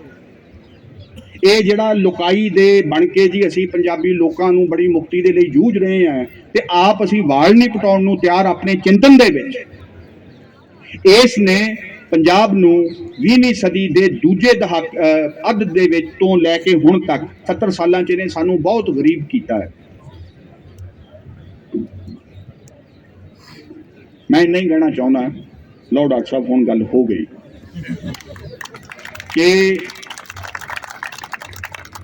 ਇਹ ਹੁੰਦੀ ਹੋਏਗੀ ਕਿ ਬਸ ਡਾਕਟਰ ਸਾਹਿਬ ਇੱਕ ਗੱਲ ਕਹਿ ਲੈਣ ਦਿਓ, ਇੱਕ ਗੱਲ ਬੈਠੇ ਖੜੇ ਰਹੋ ਤੁਸੀਂ। ਉਹ ਇਹ ਕਿ ਜਦੋਂ ਹੀਰ ਦਾ ਨਿਕਾਹ ਪੜਾਉਣ ਦੇ ਲਈ ਕਾਜ਼ੀ ਤੇ ਹੋਰ ਸਾਰੇ ਡਟੇ ਬੈਠੇ ਆ, ਉਹ ਕੱਲੀ ਆ ਉੱਥੇ ਜਿਹੜੀ ਜੂਝ ਰਹੀ ਹੈ, ਤੇ ਵਾਰਿਸ ਸ਼ਾਹ ਔਰ ਜੋ ਜਵਾਬ ਦੇ ਰਹੀ ਆ ਉੱਥੇ ਕਾਜ਼ੀਆਂ ਨੂੰ, ਮੌਲਾਣਿਆਂ ਨੂੰ, ਔਰ ਜਿਸ ਤਿਆਰੀ ਦੇ ਨਾਲ ਉਹ ਜਵਾਬ ਆ ਰਹੇ ਨੇ, ਉਹ ਮੁਕਾਮ ਹੈ ਪੰਜਾਬੀ ਸਾਹਿਤ ਦੇ ਵਿੱਚ। ਉਹਦੇ ਤੋਂ ਬੁਲੰਦ ਗੱਲਬਾਤ ਹਜੇ ਹੋਣੀ ਹੈ, ਨਹੀਂ ਹੋਈ, ਮੈਂ ਕਹਿ ਸਕਦਾ ਇਸ ਗੱਲ ਨੂੰ। ਕਹਿੰਦੇ ਆ ਵਾਰਿਸ ਸ਼ਾਹ ਹੀ ਫਿਰ ਉੱਥੇ ਨਿਤਾਰਾ ਕਰਕੇ ਦਿੰਦਾ ਹੈ ਇਸ ਪੋਥੀ ਦਾ ਵੀ, ਹੀਰ ਦੇ ਕਿਰਦਾਰ ਦਾ ਵੀ, ਔਰ ਸਾਡੇ ਲਈ ਉੱਥੇ ਵੰਗਾਰ ਖੜੀ ਕਰਦਾ ਹੈ ਕਿ ਵਾਰਿਸ ਸ਼ਾਹ ਮਧਾਣੀ ਹੈ ਹੀਰ ਜੱਟੀ, ਇਸ਼ਕ ਦਹੀਂ ਦਾ ਘਿਓ ਨਿਤਾਰਦੀ। ਅਸੀਂ ਵਾਰਿਸ ਸ਼ਾਹ ਦੇ ਨਾਲ ਨਹੀਂ ਪੰਗਾ ਲੈ ਸਕਦੇ, ਉਹਨੇ ਸਾਡਾ ਉਹ ਮਧਾਣੀ ਪਾਈ ਬੈਠਾ ਹੈ। ਲੈ ਕੇ ਜਾਓ ਜਿੰਨਾ ਕੁ ਸਮਾਨ ਹੈ, ਵੇਖਦੇ ਹਾਂ ਛਿੱਡੀਆਂ ਬਣਦੀਆਂ ਕਿ ਘਿਓ ਨਿਤਰਦਾ ਹੈ। ਇਹ ਸਵਾਲ ਵਾਰਿਸ ਨੇ ਸਾਨੂੰ ਲਲਕਾਰਿਆ। ਮੈਂ ਤੁਹਾਡਾ ਬਹੁਤ ਧੰਨਵਾਦੀ ਹਾਂ ਕਿ ਸਮਾਂ ਮਿਲਿਆ ਔਰ ਇਸ ਮੰਚ ਦਾ ਸਾਰੇ ਦੋਸਤਾਂ ਦਾ, ਰਜਿੰਦਰਪਾਲ ਜੀ ਦਾ, ਕਮਰ ਗਰੇਵਾਲ, ਪ੍ਰੋਫੈਸਰ ਸਾਹਿਬ, ਅਜਾਇਬ ਸਿੰਘ ਚੱਠਾ, ਗੁਰਮੁਖ ਸਿੰਘ, ਸੁਰਜੀਤ ਸਿੰਘ, ਕਿ ਇਹ ਮੌਕਾ ਬਣਿਆ। ਤੇ ਮੈਂ ਇੱਕੋ ਹੀ ਗੱਲ ਆਖੂੰਗਾ ਕਿ ਰਸ ਤੇ ਅਕਾਦਮਿਕਤਾ ਵਾਰਿਸ ਸ਼ਾਹ ਦੇ ਵਿੱਚ ਦੋ ਵੱਖਰੀਆਂ ਗੱਲਾਂ ਨਹੀਂ ਰਹਿ ਜਾਂਦੀਆਂ। ਉਹਦੇ 'ਚ ਇੱਕੋ ਹੀ ਗੱਲ ਹੈ, ਰਸ ਦੇ ਵਿੱਚ ਚਿੰਤਨ ਗਿਆਨ ਦੇ ਬੀਜ ਪਏ ਨੇ, ਔਰ ਗਿਆਨ ਦੇ ਵਿੱਚ ਜੇ ਰਸਵੰਤ ਨਹੀਂ ਹੈ ਤਾਂ ਉਹ ਫਿਰ ਪੰਜਾਬੀ ਕਿਸਮ ਦਾ ਗਿਆਨ ਨਹੀਂ। ਮੈਂ ਇੰਨੀ ਗੱਲ ਕਹਿ ਕੇ ਇਸ ਮਧਾਣੀ ਨੂੰ ਮੱਥਾ ਟੇਕਦਾ ਹੋਇਆ ਤੁਹਾਡੇ ਸਾਹਮਣੇ ਇਸ ਚੁਣਾਵ ਦੇ ਵਿੱਚ ਠਿੱਲਿਆ। ਰਾਹ ਦਿਆ ਜੇ, ਬੜੀ ਮਿਹਰਬਾਨੀ।